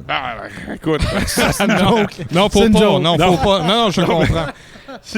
En tout cas, parlant de Laval, là, je sais pas, moi, j'ai pas retourné là depuis longtemps. Faut pas faire ce que les autres font, puis il faut pas mal paraître non plus. Mais je peux vous dire qu'à l'époque que j'étais avec les Condors puis le paramédic, j'étais à Laval souvent, puis c'est une autre époque, mon ami. J'ai vu puis que on pourrait plus revoir ça aujourd'hui. Mais tout ça pour dire que de plus faire ça les partisans, je pense qu'on comme disait Don Cherry, kids don't do that. Okay. Ça paraît-tu qu'on fait du temps, gars? OK, on est prêt. Hey, on est prêt. On est prêt pour notre ami Antoine Roussel. C'est vraiment agréable de le recevoir. Alors, il va venir s'installer. Ici, Antoine. Il s'installe. Il fait comme chez lui, il arrive, enlève son manteau. Il est habitué, Antoine, c'est un habitué. Ah oui. Maintenant habitué aussi, celui-là, Antoine. Tu peux prendre les deux. Celui-là qui est allumé. Oui. Bonsoir Antoine, ça va bien? Salut. Oui, ça va super bien, vous autres? Oui, super. Gros week-end. Ben écoute, oui, vraiment occupé. On était au marché de Noël avec l'érable hier, puis beaucoup d'autres artisans de la région. Donc On proposait nos produits, on faisait connaître un petit peu ce qu'on fait. Il y a beaucoup de personnes qui nous connaissent, mais c'est pas tout le monde non plus. Donc, on faisait goûter notre beurre d'érable. Puis le kiosque... qui est excellent en passant. Merci beaucoup, les gars. Mais écoute, d'habitude, ce que j'aime dans les marchés de même, c'est de jaser aux gens puis de vraiment prendre le temps. Mais en fin de semaine, j'ai tellement eu de la broue dans le toupette, c'était terrible. C'était l'un après l'autre. On faisait découvrir, justement, notre beurre, c'est notre produit phare, mais un petit peu les autres produits. Mais j'ai pas eu le temps de jaser, Mais c'était une belle fin de semaine. Le marché européen, c'est toujours extrêmement bien organisé. C'est le fun. Il y avait une belle convivialité, si je peux dire, dans tout ça. Puis c'était le fun. Puis c'est souvent, en plus, on voit souvent les mêmes marchands, tu sais. Fait que c'est rendu qu'on a une clique, on se connaît, on s'appelle tous par nos prénoms. Donc c'est bien le fun. C'est bien. Donc, si je comprends bien, tu es très, très occupé actuellement là, depuis ton retour dans la région. Là. Ah, c'est clair, ça n'a pas arrêté depuis. En fait, c'est ça que je disais juste avant d'embarquer avec vous autres. J'ai pas eu le temps de m'entraîner une seule fois. J'ai laissé le gym fermé ou presque. J'ai pas embarqué sur la glace. Je sais pas quand est-ce que ça va arriver non plus. Je trouvais que c'était un petit peu... je ne suis pas passé à autre chose, mais j'en avais pas nécessairement le besoin ou ressenti le but. Surtout que quand je pense que quand tu arrêtes de jouer professionnel, ton niveau de jeu il diminue. Là. Et puis c'est pas plat. Surtout au plus haut. Surtout au plus haut niveau, Antoine, excuse-moi. Luc, tu es quand même allé au camp d'entraînement des Flyers. Écoute, on parle du plus haut niveau au monde, là, donc il faut vraiment être sur la coche. Là. Absolument. Puis moi, je me suis toujours dit que tant qu'à me voir dépérir, je préférais me voir m'améliorer dans un autre sport. Fait que je me suis acheté des skis de fond. Je suis pourri. Mais j'espère que ça sera pas trop long. Au moins, ça va me mettre en forme. Les gens qui veulent te voir vont aller à Rivière-du-Moulin, si je comprends bien. Merci, c'est gentil. Oui, probablement. C'était pas très loin de chez nous, mais je pense qu'ici, ce qui est cool au Saguenay-Lac-Saint-Jean, puis d'être ici, puis c'est une des raisons pourquoi je reste ici, c'est la proximité avec la nature, le fait que tu peux, en 15 minutes, être dans le bois. Dans 15 minutes, tu peux être au Norvégien à Jonquière, tu peux être dans d'autres sentiers à la baie. C'est ça que je trouve vraiment le fun d'être ici puis d'habiter ici, c'est cette amplitude de choses que tu puisses faire, que ce soit chasse, pêche, motoneige, 4 roues, tu peux aller au lac Saint-Jean, tu peux être ici au lac Kenogami, donc puis ça, tu le fais tout en 1 heure. Oui, exactement, pas trop de trafic non plus, à part à 5 heures sur le boulevard Saint-Paul, il n'y a pas beaucoup de trafic. ou à soir sur le pont, malheureusement. Mais ce rythme de vie-là, l'entraînement, le hockey à chaque jour, est-ce que ça te manque? On voulait pas trop aller là-dedans, mais tu en as parlé un petit peu, Antoine. Est-ce que ça te manque présentement ou tu es toujours impliqué, donc tu pallies à ce manque-là, en fait, parce que on l'a pas vécu personne, donc on peut pas présumer comment tu peux, toi, réagir à tout Pour ça. de vrai, ça me manque 0 puis une barre. Pour moi, puis je pense que c'est pour ça que je suis heureux en ce moment dans ma vie, c'est que le chemin il était déjà à moitié fait. Là. Le fait que, du moins cet été, j'avais pas de contrat, le bateau, les voiles elles étaient prêtes à partir. Puis quand j'ai pas eu de contrat, je suis pas tombé en bas de ma chaise parce que j'en avais pas. L'année dernière, j'ai eu la chance de me dire, premièrement, la chance et la malchance d'être blessé en fin de saison. Ça m'a fait manquer un petit peu, dans le fond, les échanges, où je pense que peut-être que je me serais fait échanger. Du moins, c'est ça que mon agent me disait. Il y avait plusieurs équipes qui étaient intéressées, mais le fait que j'étais blessé, puis mon impact sur la masse salariale, ça a fait en sorte que finalement, j'ai pas été échangé. Je suis resté en Arizona. Mais j'ai eu la chance de me dire, quand je suis revenu de blessure, qu'il me restait 6 matchs, puis que c'était peut-être mes 6 derniers matchs dans la Ligue nationale. Puis le fait d'avoir cette conscience-là, puis de se dire que c'était une possibilité, ça m'a fait réaliser que je suis aussi bien d'avoir du fun. Tu avais une certaine lucidité avec ça. Oui, absolument. Puis ma ride de char où je pleurais quand j'y allais, je me disais, c'est peut-être ma dernière game. Puis quand je collais mes chums à la fin, je me souviens d'Alex Galchenyuk, on s'est regardé dans le blanc des yeux, puis lui, il a rejoué, là, mais je le sais ce qu'il se sentait, parce que lui, il a été beaucoup enlevé de l'alignement l'année passée, il n'a pas joué tous les matchs, lui aussi a eu des blessures, donc je pense qu'il en tout cas, des fois, un regard, là, ça veut tout dire. Là. Une Quand tu regardes, tu sais, compréhension, les deux. je comprenais ce qu'ils vivaient en dedans, puis parce que si je vivais la même affaire. Et fait que je l'ai eu ce moment-là. Je pense que c'est ça qui m'a permis de tourner la page plus rapidement. Parce que si tu les vis pas, ces émotions-là, tu restes accroché. Tu restes accroché, puis j'ai cette chance-là d'être impliqué dans d'autres choses. Fait que c'est ça qui m'a permis de... Mais tu sais, de tourner la page, des fois, c'est un moment peut-être plus difficile. Par contre, il faut voir tout le positif qu'il y a eu dans ta carrière aussi. Hein. Tu sais, Mathieu s'est amusé à sortir. Fait un petit travail, surtout aujourd'hui. Un petit travail de recherche? Ça, c'est bon. Exactement. 61 combats dans la Ligue nationale. Combien de gagnés? Ben écoute, moi j'ai écouté les deux contre Jerome McGinley, puis t'es as gagné les deux. Ah. Puis Jerome McGinley, c'est quand même pas le dernier venu. Là. 197 points au total, 1063 minutes de punition dans la Ligue nationale. Fait que, écoute, 6 ans avec les Stars, 141 points quand même avec les Stars de Dallas. Mes meilleures années, assurément. Écoute, quand j'ai regardé, j'ai juste tapé Antoine Roussel. Puis il y avait une vidéo de 7 minutes que les Stars t'avaient faite. Antoine Roussel, So Dangerous. Puis écoute, il y avait tes meilleurs moments, puis c'était beau à voir. Là. Certains joueurs qui ont des highlights pendant 2 minutes, t'en avais pendant 7 minutes. Tu sais, t'as pas eu une petite carrière non plus. Là. C'est assez impressionnant ce qu'on a pu voir. Écoute, 4 ans avec les Sags aussi, 139 points ici, 417 minutes de punition. Okay. C'est bon, j'aime ça, moi. Ces gars-là aimaient ça se coller. Hey Antoine, moi j'aimerais ça qu'on revienne. Je sais que ça a déjà été abordé des fois dans d'autres médias, mais je trouve on passait vite un petit peu parce que moi je trouve que ton histoire est quand même incroyable. Puis quand on va repartir du début, quand tu es arrivé avec les Sags, écoute, je m'en souviens parce que je suis certain que Luc et Mathieu aussi, on se connaissait moi à l'époque, mais moi j'ai toujours suivi le hockey junior énormément. Puis tu es arrivé vraiment de nulle part. Un joueur qui est arrivé non repêché, français, tout ça. Puis t'as fait ta place avec les Sags. Puis c'était pas des années faciles à ce moment-là pour les Sags. Vous n'avez jamais été en deuxième ronde des séries. T'as joué jusqu'à 20 ans. Écoute, parle-nous là, de ce parcours-là que tu as fait à partir de ce moment-là. C'est drôle que tu aies dit ça. On n'a jamais passé la première ronde des séries, puis ça m'a toujours affecté. Right.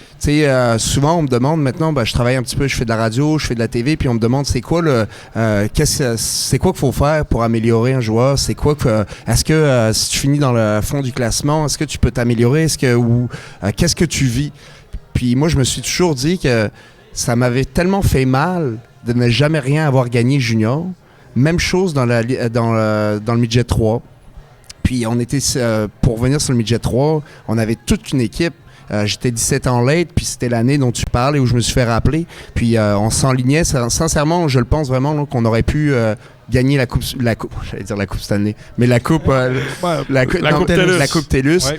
Cette année-là. Et ça aurait été une expérience pour moi de franchir des étapes, franchir des séries, les vivre. Donc, je trouve que c'est toujours embêtant quand tu ne vis pas ces expériences-là parce que, en tout cas, moi, ça m'a toujours affecté. Je me disais, j'avais pas cette expérience-là. Même quand j'étais rendu dans la Ligue nationale, ça m'a toujours affecté dans mon développement de me dire, j'ai pas d'expérience là. Puis, des fois, tu sais pas comment gérer des situations jusqu'à temps que tu les vis. Puis, ça me rappelle une fois où en séries éliminatoires avec les Stars, mes premières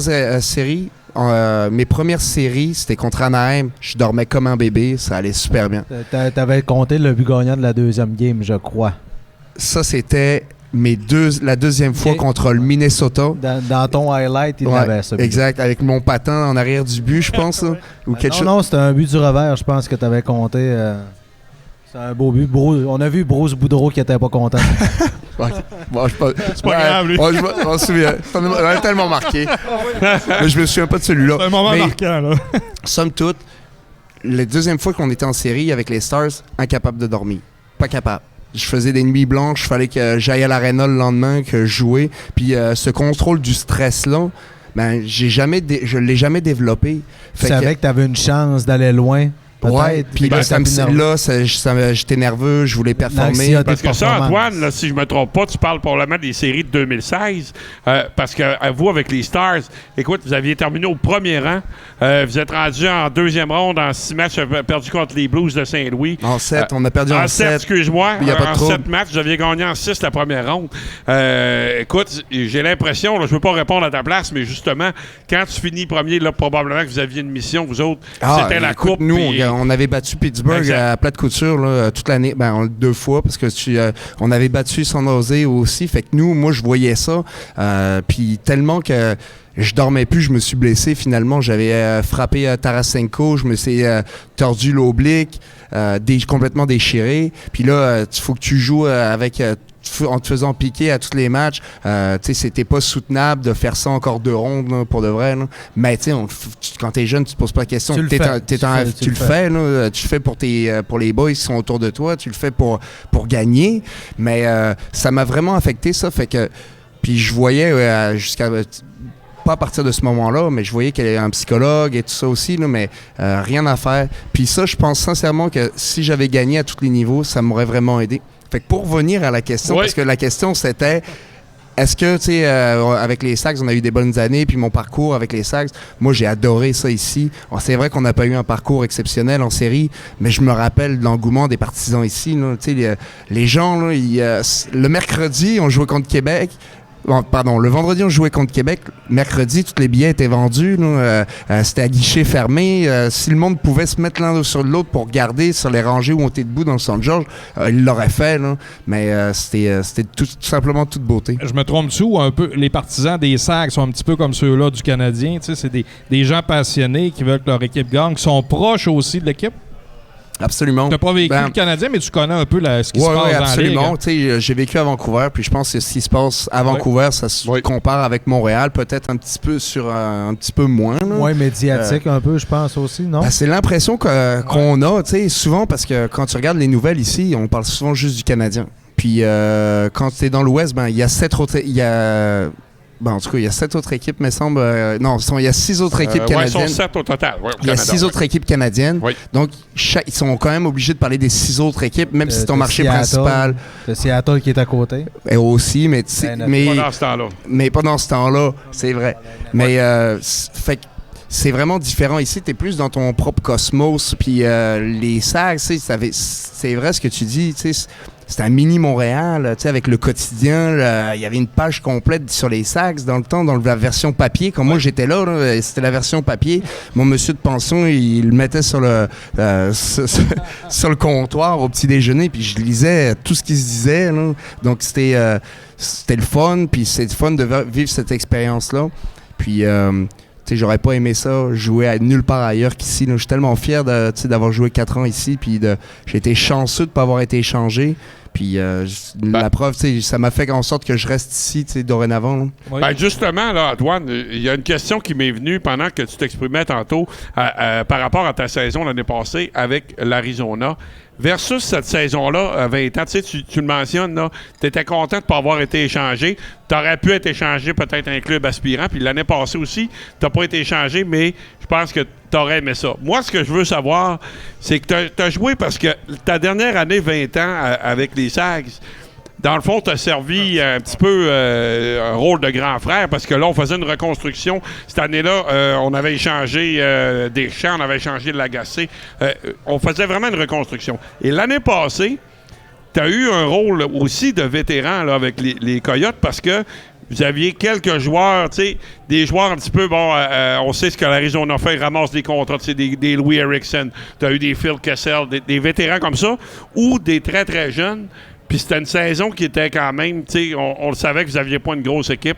Est-ce que ton expérience, justement, de 20 ans avec les Sags t'a peut-être servi l'année passée avec les jeunes des Coyotes? Absolument.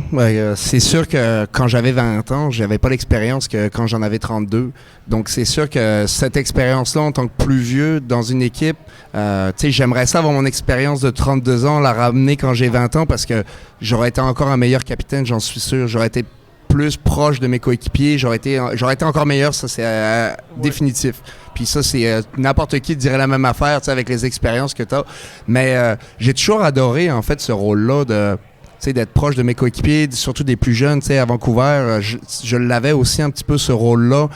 Puis je me rappelle des discussions que j'avais avec Quinn Hughes, puis c'est avec un des gars que je m'entendais le mieux parce qu'il aimait ça jaser de hockey, moi aussi. On analysait des équipes, qu'est-ce que tu penses de ça? Puis on faisait autour d'un pot au feu quasiment. Là, Quinn Hughes, c'est une famille de hockey, là, les Hughes. Le Quinn avec Jack Hughes et son frère Luke. Là. Ah, et son père. Puis moi, je lui posais souvent des questions. Ton père, qu'est-ce qu'il vous faisait faire? Là, puis, le père de famille en moi voyait déjà le potentiel. 3 choix top 5. Ça paraît qu'Antoine est père de famille. La preuve, il prend du café à 8 heures. Moi aussi, je suis père de famille. Les gars, qu'est-ce que tu essaies de dire, là? Des gens, des enfants. Hier, je suis tombé au combat. Je pense qu'il était 8h30. Là, donc, ça ressemblait à ça aussi. Toi aussi, ouais. Ouais, 7, 5 puis 3. Exact. Les journées sont longues, mais les années passent vite. Mais j'ai toujours aimé ça. Fait que je lui demandais, c'est quoi que ton père il faisait? Puis lui, il me disait, moi, mon père, puis il était fatigant avec ça. Il disait qu'il pouvait écouter un match, n'importe lequel. Puis hier, j'ai été le père de Quinn Hughes. Puis on regardait le match live. Puis j'ai vu une belle séquence. C'était des fois des jeux anodins. Et ça. Puis son père, ce qu'il faisait, il mettait sur pause. Il rembobinait. Puis il remettait sur play. Puis là, il analysait. Puis il disait que des fois, ça pouvait prendre 10 minutes pour parler de ce jeu-là. Puis là, il capotait parce que les 3 gars, ils voulaient regarder le reste du match. Puis là, ils savaient que ça allait être compliqué. Mais je pense que tu peux faire des affaires de même, mais à petite dose. Effectivement. Hey, tu l'as dit tantôt, Antoine, tes plus belles années de ta carrière, c'est vraiment avec les Stars de Dallas. Tu marquais 10 à 15 buts par saison. Tu jouais, c'est quand même un rôle important, 3e, 4e trio, mais toujours en uniforme. Puis c'est quoi le hockey à Dallas? On sait que là-bas, c'est le football, c'est les Cowboys d'abord, mais il y a quand même un bon fanbase, puis une concession bien établie. Et surtout, c'était quoi de jouer avec des gars comme Jason Spezza, comme Jamie Benn, des vétérans établis, des grosses vedettes de la Ligue nationale? Tu t'es arrivé, toi, vraiment là-dedans, là. C'était enrichissant, c'était époustouflant, le rêve d'un jeune hockeyeur d'être assis à la table, de jouer à Super Talk avec Dan Amos, Jamie Benn puis Jason Spezza, puis c'était ça qu'on faisait dans l'avion après chaque match, c'est de vivre des moments de même. Puis souvent on me demande c'est quel ton match que tu t'en souviens le plus? Assurément tu te souviens de certains épisodes, mais je me souviens plus des moments que j'ai passés avec mes amis sur la route, les dîners, les parties des recrues qu'on a fait. Fait que quand je suis rentré dans la ligue, écoute, il y avait Jaromir Jagr dans mon équipe, Sergei Gonchar, Ray Whitney, c'est des gros noms du hockey, là. Donc c'est sûr que je dirais pas que j'ai été intimidé, mais j'ai été très respectueux.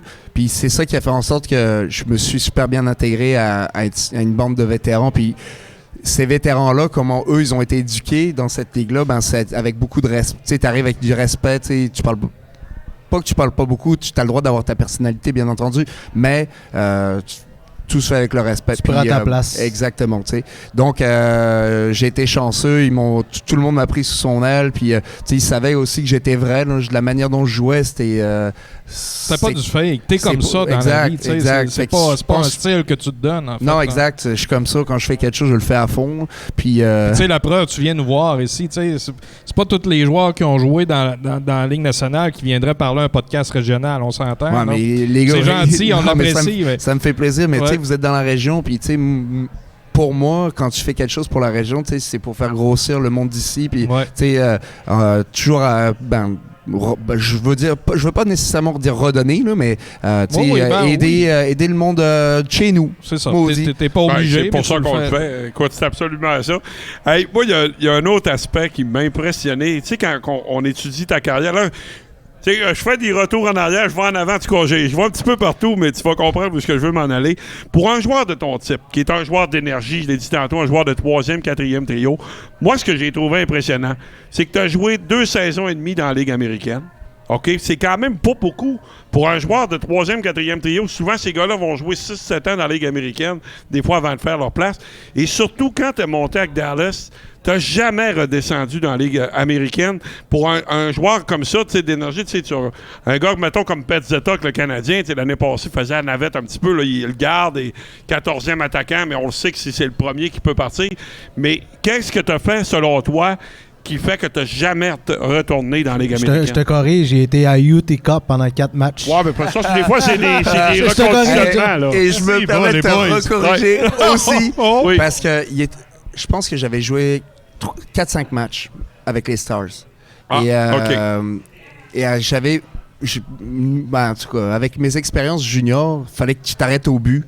Tu sais, tu voulais qu'il se passe de l'action contre Québec, fallait que tu t'arrêtes devant le filet, puis t'attends que les arbitres arrivent. Ça, si tu faisais pas ça avec Richard, ben tu te faisais exposer sur le...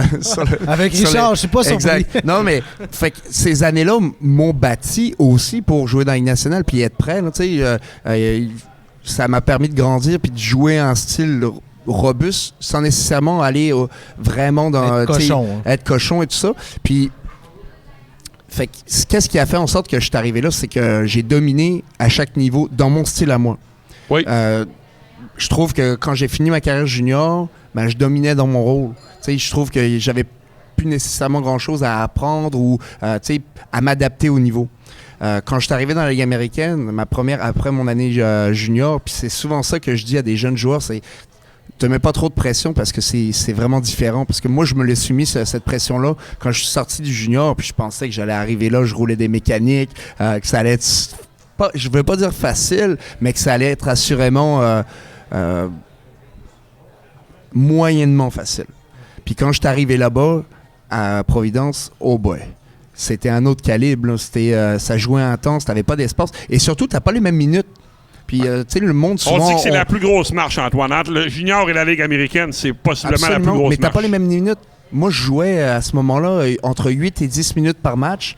Il y avait des gars accomplis qui étaient là, des bons jeunes joueurs. Il y avait 3-4 ans de plus que moi, ça faisait plusieurs années qu'ils roulaient leur boss. Puis c'était la première fois que peut-être j'avais cet écart-là de type de joueur. Donc, je suis arrivé là, j'étais pas bon, j'étais pas prêt, j'avais de la misère, c'était difficile. Fait que ça a été une année vraiment difficile pour moi, cette année-là.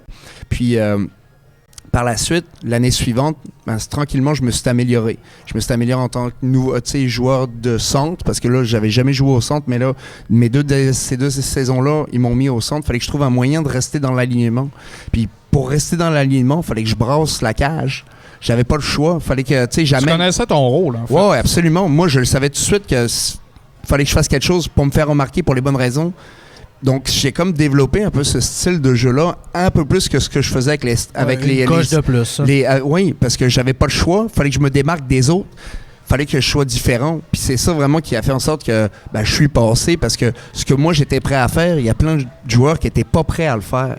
Et ça a été vrai dans la Ligue américaine. Donc toute mon année pour les Chicago Wolves, parce que là, j'ai commencé à Providence, l'année suivante, j'ai été avec les Chicago Wolves, puis le début de saison a été difficile aussi. J'étais pas dans l'alignement à tous les soirs. Mais vers la fin de l'année, je dominais à mon rôle. C'était aucune chance que Craig McTavish, c'était notre coach à ce moment-là, aucune chance qu'il me sorte de l'alignement pour telle ou telle raison. Puis l'année suivante, j'ai commencé ma saison, puisque là, après ça, j'ai déménagé avec les Stars. J'avais signé mon premier contrat à 2 volets dans la Ligue nationale. Et là, je dominais complètement. Pour de vrai, j'étais intense, je frappais, je faisais des points. En plus d'être intense, j'étais créatif. Puis je créais des chances de marquer pour mes coéquipiers et tout ça. Donc, ça a fait en sorte que... j'étais prêt à passer à l'étape supérieure. Tu t'emmenais du leadership aussi, j'imagine, dans le vestiaire. Parce que t'es comme t'es, t'as pas changé de game. T'as pas changé de toi. C'est sûr qu'il y avait comme il y avait une balle courbe, là. Il y avait l'anglais. Là. Ouais. Fait que, c'est une bonne balle courbe. T'es pas un leader qui le veut, puis surtout dans une langue que tu maîtrises pas. Et puis au début, là... c'était très, très, très laborieux, là, mon anglais. Maintenant, il y en a qui vous diraient que c'est encore très laborieux, mais c'est beaucoup mieux. Ouais. Mais Antoine, qu'est-ce qui s'en vient pour toi? Là, est-ce que... Je sais pas, j'imagine qu'on te l'a déjà posé, est-ce que tu t'espères un retour peut-être sur la glace? Est-ce que peut-être tu vises plus parce que là tu participes avec TVA Sport aussi, avec la poche bleue, l'érablière aussi qui selon ce qu'on voit demande quand même beaucoup de travail. Qu'est-ce qui s'en vient pour toi? T'as aussi ton rôle avec les Saguenayens aussi qu'on Ah voulait oui, oui, parler ça, on rapidement parce voulait que en ça parler, oui, passe vite. effectivement. Là. En tout cas, si on n'est pas limité dans le temps, Ah, ça va me faire pas de plaisir. problème. les gars. Mais C'est pour toi aussi puis pour Jean-Michel qui Jean-Michel, il reste un micro, Ça on vient. va le faire embarquer. Mais excuse-moi, Jean-Michel. qu'est-ce qui s'en vient? Qu'est-ce qui s'en vient, excuse-moi. Qu'est-ce qui s'en vient? Est-ce que j'attends encore un appel? Définitivement pas. Et j'ai refusé 2 appels la semaine passée. Ça m'intéressait pas. Le monde me demandait, est-ce que ça t'intéresse de venir jouer en... Ligue nord-américaine, j'imagine. Ça fait plusieurs semaines que cette je suis rencontre pas est inquiète. passée. Ça, on peut Mais, passer à un autre non, appel. Ouais. mais ça m'intéresse tout simplement pas. Aller jouer dans la Ligue américaine, une opportunité, si elle était là, j'avais dit non, ça m'intéresse pas non plus. Puis même si là, en ce moment, une opportunité de la Ligue nationale, comme je vous ai dit, je suis heureux où je suis. J'ai passé un autre appel. J'ai pas annoncé ma retraite parce que je me suis dit que on sait jamais. Il y a rien qui presse de toute façon. Puis c'est qu'est-ce qui s'en vient d'autre? Je travaille dans les médias comme vous. On est collègues. Je t'ai entendu au podcast Sortie de zone. L'audio, un podcast que j'écoute régulièrement. Là, j'ai bien aimé ta prestation là, dans Mais ce je trouve ça le fun, podcast-là aussi. ce podcast-là, parce que souvent, tu peux échanger avec des journalistes qui, eux, connaissent tous les faits, puis toutes les stats et tout ça. Puis, moi, je peux apporter... Qu'est-ce que tu essaies de dire? Je connais pas assez tes stats? Ou... Non, pour toi. Mais c'est justement moi qui les connais pas assez. Tous les faits qui se sont passés. Par exemple, un journaliste va me sortir en 1971, le 3e but du match 18... moi, cette information-là, je la connais pas. Inquiète-toi pas, je la connais pas non plus. Non, mais j'ai trouvé il y a ça le quelqu'un fun. qui va aller chercher cette info-là. Marco, J'ai trouvé t'es ça pas le là. fun, Antoine, parce que, entre autres, tu as eu un échange avec les journalistes là, par rapport au combat dans la Ligue nationale, puis j'ai aimé ton point de vue aussi, parce que là, il y a un débat par rapport à ça, la violence au hockey, etc. Est-ce que les bagarres doivent demeurer? Puis là, on avait vraiment ton point de vue de joueur. Puis tu l'as fait, mais tu l'as fait de bonne façon, je pense, en voyant les deux côtés de la médaille, puis je pense que les journalistes là, ont saisi ton point aussi. J'ai trouvé ça très intéressant. Là. Ça, c'est sûr, c'est un autre débat, c'est clair. Ouais. Là, puis essaie-tu de me faire une passe pour repartir le débat? Mais non, c'est ça, c'est le fun. Tu peux échanger par rapport à ça. Puis moi, c'est ça que j'ai aimé. Après ça, je fais un peu de télévision avec TVA Sport. La semaine passée, j'ai analysé 3 matchs. C'est excellent en passant. Merci. Pas parce que tu es là, mais Je trouve ça amène une autre complexitude là, d'analyser un match. Faut que quand même tu fasses de la préparation, faut que tu regardes les équipes. Fait que quand je fais un match, j'essaie de m'organiser pour regarder le match d'avant de ces équipes-là, essayer de lire un petit peu ce qui se passe pour être au courant, parce que dans les faits, là, c'est réaliste là, de savoir si tu fais pas ça à temps plein, de savoir qu'est-ce qui se passe de 32 équipes. Faut que tu sois assidu. Donc c'est une éthique de travail que je développe, que j'essaie d'améliorer, puisque bien entendu, j'ai pas grandi là-dedans non plus, j'en faisais, mais quand c'est pour parler de ton équipe, c'est facile, t'es là tout le temps. Mais quand tu dois analyser... Donc, il y a un travail à faire, donc c'est fun, j'aime ça faire ça. Fait que ça, c'est sur la table, c'est clair. Puis, bien entendu, la cabane, on essaie justement de développer puis d'amener à un autre niveau, là. C'est-tu dans tes plans de déménager à Montréal, vu que t'es de plus en plus à la télévision, en fait? Non, définitivement pas. Comme je vous ai dit, moi, ce que j'aime être ici, c'est vraiment la proximité de tout. J'adore le monde d'ici. J'adore pouvoir, je vais dire coacher, je pourrais le faire là-bas aussi, mais j'aime ça me dire que... quand je suis impliqué ici avec les jeunes d'ici sur la glace le samedi et le dimanche matin, j'aide le monde de la région, ou ces jeunes joueurs-là à se développer. J'essaie de leur montrer des techniques que je pense qu'ils peuvent les aider à s'améliorer, des trucs que moi j'aurais implanté dans ma game jusqu'à l'année passée, que j'étudiais, que je regardais, je dis ça, faut le faire, même si c'est quelque chose que je maîtrise pas. Écoute, j'embarque avec eux, le Michigan, c'est rendu, je le pratique.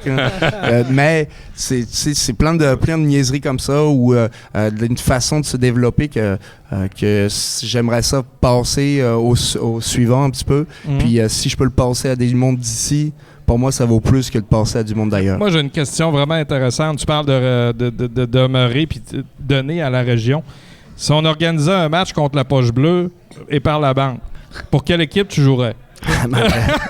L'équipe d'ici, c'est sûr. Parce que C'est bon, ça va. on aimerait ça, à un moment donné, peut-être faire un match Je bénéfice pour les... je peux juste vous dire qu'avec la ligue dans laquelle j'ai joué, c'était, Ouais. en tout cas, les gars étaient tellement corrects avec moi l'été dernier, OK.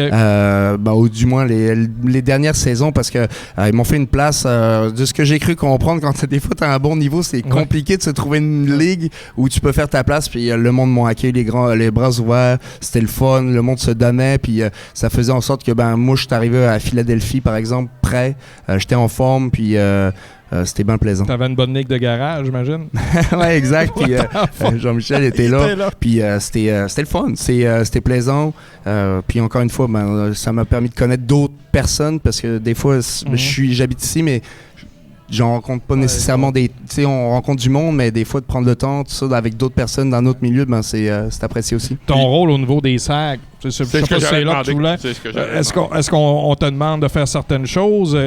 T'es maintenant avec Mario Tremblay depuis peu. J'adore faire ça pour de vrai. C'est encore une fois, tu sais, une façon de rencontrer d'autres personnes que nécessairement tu gravites pas dans le même milieu nécessairement. J'amène peut-être une vision, je veux pas dire plus jeune parce que tu sais ça définit pas ton âge là, mais tu peux le dire quand même. Non, mais plus actuel. Non, mais différente. Puis tu sais, d'une autre génération un petit peu. Puis j'adore échanger avec le monde là-bas parce que c'est du monde d'affaires aguerris qui sont qui ont pas besoin de présentation dans la région. Fait que pouvoir apprendre de ces personnes-là, pour moi, c'est un petit peu comment je vois ça, c'est comme mon entrée un petit peu dans la Ligue nationale, un petit peu là, t'es avec du monde de même qui ont une vision, qui ont développé leur entreprise, qui ont eu du succès. Je pense que j'ai beaucoup de choses à apprendre de ce monde-là. Puis de pouvoir voir comment ils gèrent des affaires, c'est super éducatif. Donc, qu'est-ce que je fais? À date, j'essaie de faire le maximum. J'essaie de faire la promotion du livre. J'essaie notamment de faire ça. Enfin, en tout cas, plein de petites affaires que. Mais tu débutes, il faut donner la chance de débuter, en fait. Mais le coaching, ça t'intéresse-tu? J'ai pas le temps. Pas le temps. Pour de vrai, non. Parce que tu sais que le leadership que tu as, les connaissances aussi, est-ce qu'on t'a approché peut-être? Non, pas pour le moment. Mais pour de vrai, je vois pas comment je pourrais rentrer ça dans mon horaire en ce moment. Ça commence à 6h, ça finit comme toi à 8h30, 9, des fois à minuit. Puis 6h, 5h30, oui. Puis c'est reparti le lendemain. C'est 7 jours sur 7. Fait que des fois, je préfère avoir du succès avec ma famille, dans mon entreprise, puis ici, que de des fois viser ailleurs, puis que tout explose. En fait, là. Je veux dire, le monde du hockey, tant professionnel que junior, tu es impliqué là-dedans. À part ton implication avec les SAG, mais je parle au niveau du coaching, puis au niveau de joueur, tu as vraiment tourné la page. C'est quelque chose que j'aime faire, parler à des jeunes, essayer de partager ce que je connais, ce que je pense qui peut t'aider. J'adore faire ça, pour de vrai. Mais j'aimerais pas ça être le coach en chef. Exact.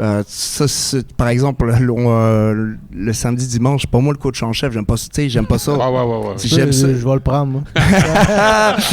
C'est pour de vrai, excuse-moi. Mais oui, j'aime pas ça.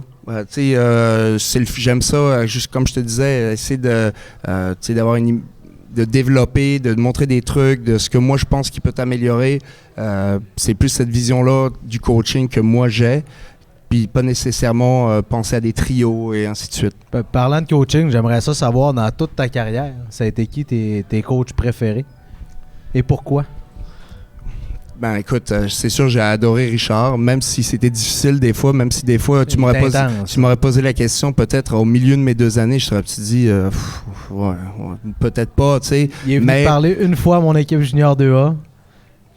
J'ai vu toute l'intensité de Richard Martel. Mais je me rappelle, souvent, puis je lui ai parlé justement il y a à peu près 2-3 semaines, on s'est parlé au téléphone, puis je sais plus ce qui a amené cette discussion-là, mais il me demandait qu'est-ce que tu te rappelles? Je me rappelle que Richard, là, il amenait le line-up de Québec, puis il mettait notre line-up à côté de notre alignement des 2 équipes, puis il comparait. Toi, tu vas-tu être meilleur que toi? Puis Richard, ce qu'il me disait, c'est que Patrick Roy l'appelait, puis il lui demandait comment tu fais pour avoir que tes gars là, soient craqués de même. Tu sais, on avait pas un gros club, là, mais c'est tout un motivateur. Mais Richard c'est Martel. un motivateur, fait qu'il allait chercher le meilleur de nous-mêmes. Fait que Richard a un bon rôle là-dedans. En tout cas, il m'a développé. Est-ce que, mettons, j'aimerais ça me faire coacher de la même manière? Probablement pas. Ça a T'sais, changé. ça a changé. pense qu'on Mais pourrait tu sais, plus comme à maintenant. l'âge que j'ai, on aurait dit que j'étais rendu ailleurs aussi. Richard, Mais, c'est un bon coach de junior, sans rien vouloir lui enlever. Là. C'est un bon coach de C'est junior. un bon mais coach. D'aller de là aller dans la ligne nationale, Ben, je pense qu'il pas le même il style. faut juste Non, s'adapter. mais hein, en fait, c'est pas de comparer. Ouais, c'est tu sais, ça, exact. est-ce qu'il pourrait ou pourrait pas. Moi, j'ai pris ce que j'avais à apprendre de Richard. Le meilleur de lui, il me l'a donné, puis ça m'a aidé à avancer. Même chose pour Lindy Ruff, que j'ai adoré. Mais tu sais, tu demanderais à Ray Whitney, c'est le coach qui a le plus haï. Ouais. Mais à ce qui paraît, personne n'aime son dernier coach. Ouais, ok, Fait que, ouais. tu sais, donc, Ben, pour Parce que moi, tu as eu des entraîneurs là, d'expérience, des Ken Hitchcock, tu parles de Lindy Ruff, détesté Craig Ken Hitchcock. McTavish.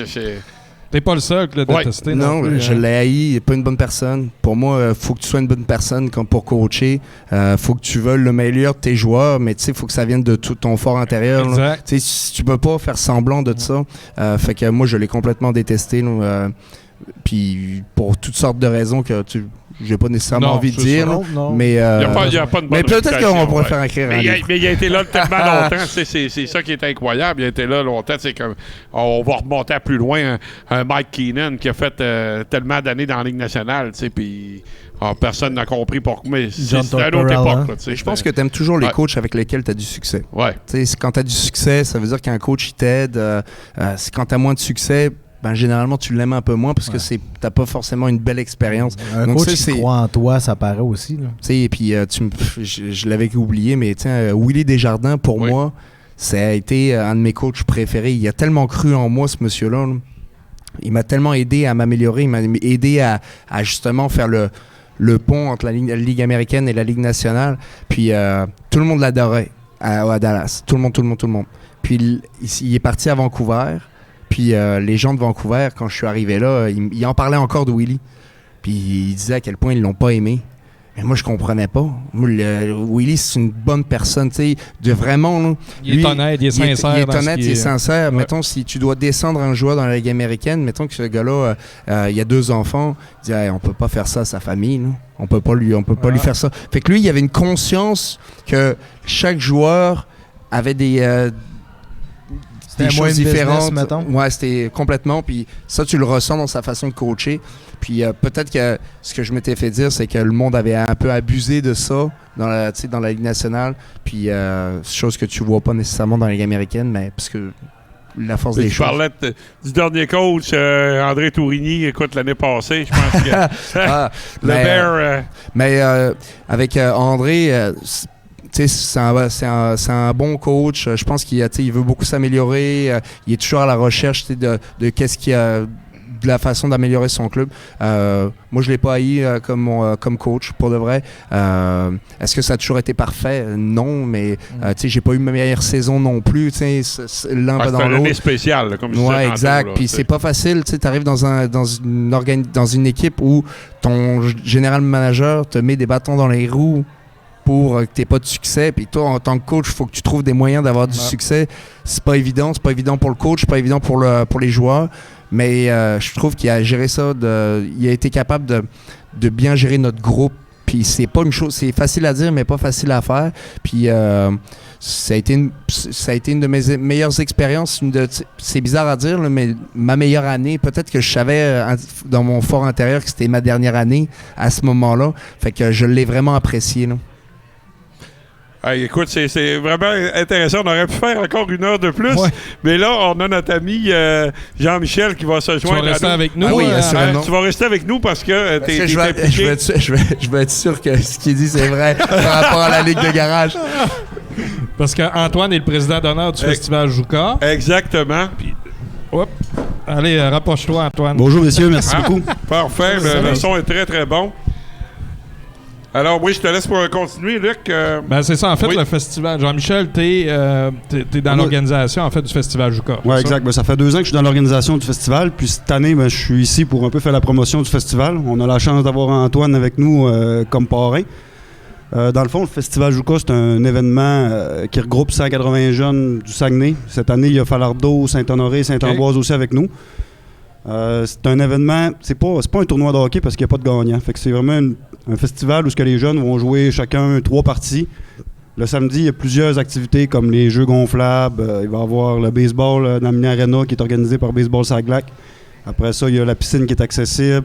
Il y a des cracheurs de feu qui vont sur la patinoire. Après ça, il y a... Hey, c'est tout un show! C'est gros, Juka. il y a des chansonniers. Mon vieux l'avait ouais. fait il y a 2 ans, puis c'est impressionnant là, pour les jeunes. C'est incroyable comme expérience. Ouais, c'est ça. Fait que dernièrement, là, d'année en année, ça grossit. Cette année, on va encore relever la barre un peu plus haute. Il y a Antoine qui va être avec nous. On est un peu fiers de ça, même beaucoup. C'est une belle fierté. Fait que, Mais c'est un beau tournoi, tu sais, c'est la fête du hockey. Puis c'est, tu sais, si tu veux faire des bonnes bases pour développer des bons jeunes joueurs, des bons parents aussi, parce que c'est important de développer des bonnes attitudes dans les arénas, puis on a souvent entendu que c'était problématique, mais je trouve que quand tu fais pas nécessairement de gagnant, puis tu fais des activités comme ça, ben ça va plus loin que juste un tournoi. C'est passons un bon moment ensemble, que les enfants aient du fun, qu'ils s'amusent, puis que les parents aussi, puis comme il y a avec les cracheurs de feu, on va avoir du fun aussi. Mon garçon, ce qu'il se rappelle le plus, c'est que c'est lui qui avait fait le plus de tours de glace. Il se rappelle pas du score, il s'en fout. Non, mais tu sais, Vas-y, on le Jeff. dit souvent depuis le début de nos émissions avec différents intervenants. Tu sais, le hockey, c'est un sport qui est important. Tu sais, on veut que les jeunes jouent.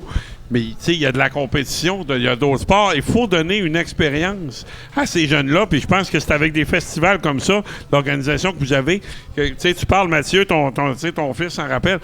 C'est là que ça part. Il faut décoller.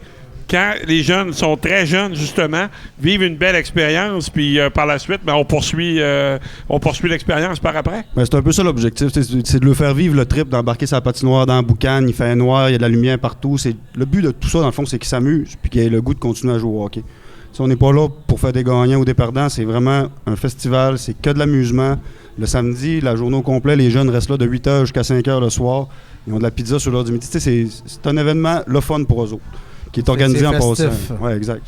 C'est organisé en passant par que des bénévoles. C'est financé par les entreprises de la région, par des commanditaires. Puis, c'est un très bel événement. Je vous invite tous à venir. Vous n'êtes pas obligé de jouer au hockey. C'est pour le fun. Tout le monde peut être présent. Donc, est-ce que le Rablière commandite ou... Pas encore. C'est une passe suicide, ça. Non, mais assurément. Tu sais, c'est aussi une belle façon de faire découvrir le sport. Là. La dernière fois, je suis allé au parc de la Rivière-du-Moulin. Ils ont construit une nouvelle aréna.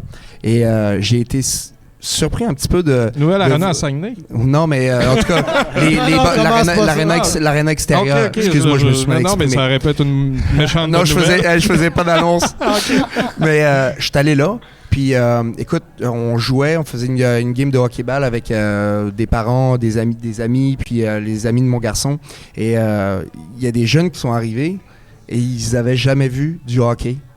Ils parlaient, c'était des immigrants, assurément. Ils parlaient pas français, vraiment. Mais je trouve que c'est ça aussi, là, d'essayer de faire découvrir notre sport. Puis un événement de même, je trouve que c'est une belle opportunité, puis une opportunité à saisir pour faire découvrir le sport. Parce que moi, depuis que je suis arrivé ici, le monde que j'ai rencontré, je les ai rencontrés via le hockey. Fait que c'est un bon vecteur de rencontres, de personnes, d'intégration. Fait que je trouve que quand tu es impliqué là-dedans, puis tu t'impliques du monde, tu fais que chaque jeune puisse se sentir impliqué ou quelqu'un d'égal pour tout le monde, ben je trouve que ça a vraiment une valeur, puis je pense qu'il faut jouer sur ce tableau-là. Ça représente combien d'équipes, combien de joueurs, Jean-Michel?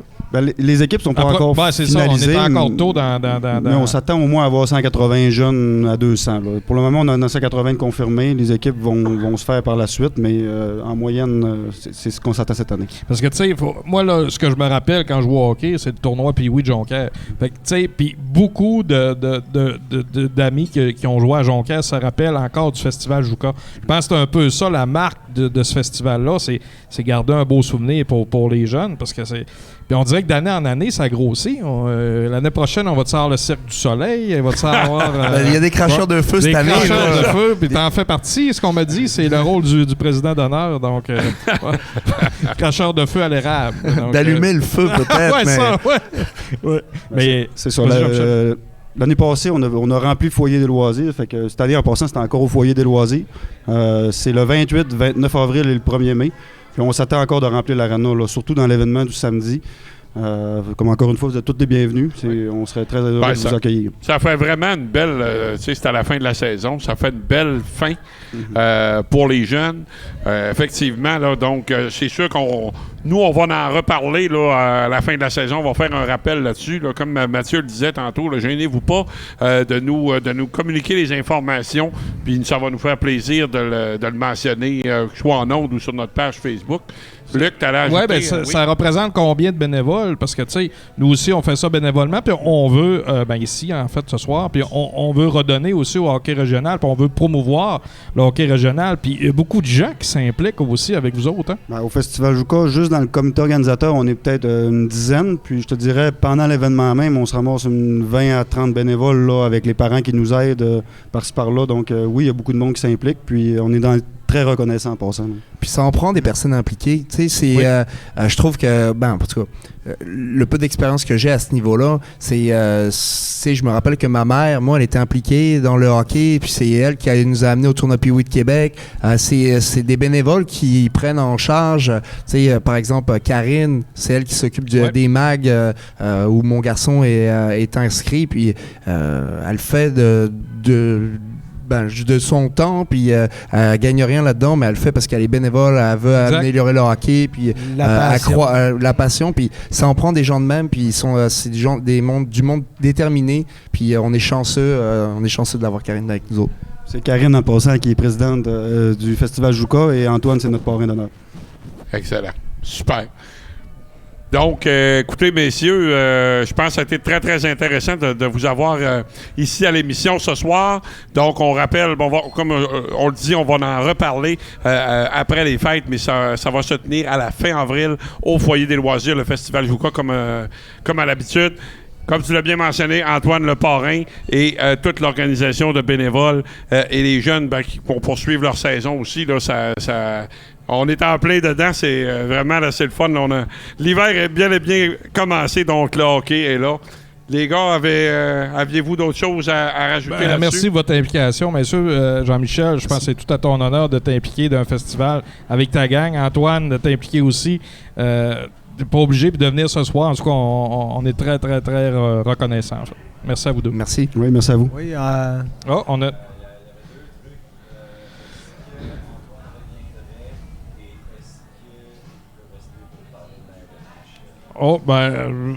est-ce que Antoine plutôt la question? Est-ce que tu reviendras à un moment donné parler de hockey ici? C'est ça la question? Oui. Ça me fera plaisir. Parfait, parce qu'on a un petit bloc LNH aussi là, qui est toujours à la fin de nos émissions. Peut-être pas là, mais je parle pour une émission future. La prochaine fois, ça me fera plaisir. Donc, effectivement, c'est une très bonne suggestion de quelqu'un là, sur nos réseaux sociaux qui nous demande ça. Alors, ça conclut, je pense. Merci, messieurs. Merci, merci les gars. Merci Antoine. Merci Jean-Michel. Merci. Puis nous, de notre côté, je pense qu'on va conclure notre show aussi pour ce soir là-dessus. Merci. Poignée de l'officiel. Merci Jean-Michel. Donc, on rappelle aux gens que c'était notre dernière émission pour la saison 2022. Donc, on va être de retour en ondes, nous, le 9 janvier prochain. Donc, après les fêtes. Si vous gênez pas, si vous avez des questions, des commentaires, on est très facilement rejoignable sur notre page Facebook par la bande, si vous n'êtes pas déjà abonné. Et j'aimerais remercier, en terminant, les gars, tout d'abord, vous deux. Je pense qu'on était à l'équipe réduite ce soir. Ça a très bien été, Luc et puis Mathieu. Et toujours toujours, il ne faut jamais l'oublier, nos amis Thomas-Xavier Bolduc à la console et notre ami Olivier Hood également qui est là pour toujours la coordination du show et les petites... vient nous porter ce qu'on a besoin, etc. Donc, c'est très apprécié. Et nos précieux commanditaires, il faut le mentionner, Luc. Ben non, je voulais juste dire qu'on était peut-être supposé de parler de Canadiens, mais là, ce soir, on a débordé avec raison. On a parlé avec plus raison. de hockey régional, puis c'est tant mieux. Donc, les Canadiens, on aura sans doute le temps d'en reparler. Ils jouent ce soir, là, dans peut-être une heure. 22h30. Donc, on va vous laisser pour écouter le match. Absolument. Donc, nos commanditaires, on les rappelle et on les remercie. Donc, la Voie Maltais de Chicoutimi, Best Buy, le magasin Best Buy de Chicoutimi. On a également Panorama Média, on a GI Performance et on a également Récupération du Saguenay. On vous a parlé de tout ce beau monde-là tantôt. Alors, messieurs, ça conclut cet épisode numéro 6. Toujours aussi agréable une fois à l'autre, toute la gang. Donc, merci à nos auditeurs. Et on se reparle après les fêtes. Profitez-en bien. Hein? C'est important. Passez des joyeuses fêtes, tout le monde. Reposez-vous. Profitez-en. Écoutez du hockey, c'est le temps de le faire durant le temps des... moi, j'adore, entre autres, le championnat du monde junior qui s'en vient là, dans le temps des fêtes. J'aime ça. Allez au SAG, allez au Marquis, allez au Challenge CCM. Le Challenge. Allez voir également la Ligue senior aussi, là, Mathieu. On le dit jamais assez. Écoute, il y a du hockey partout dans la région. Encouragez nos gens, encouragez nos jeunes. Puis, merci également à tous les bénévoles. Et allez voir également les Rebelles. On en a parlé tantôt. Là, ça nous a fait vraiment plaisir. Les Rebelles, ça va être plus après les fêtes qui vont être en action au niveau local. Alors, merci beaucoup et à la prochaine, si Dieu le veut, comme disait Édouard Carpentier.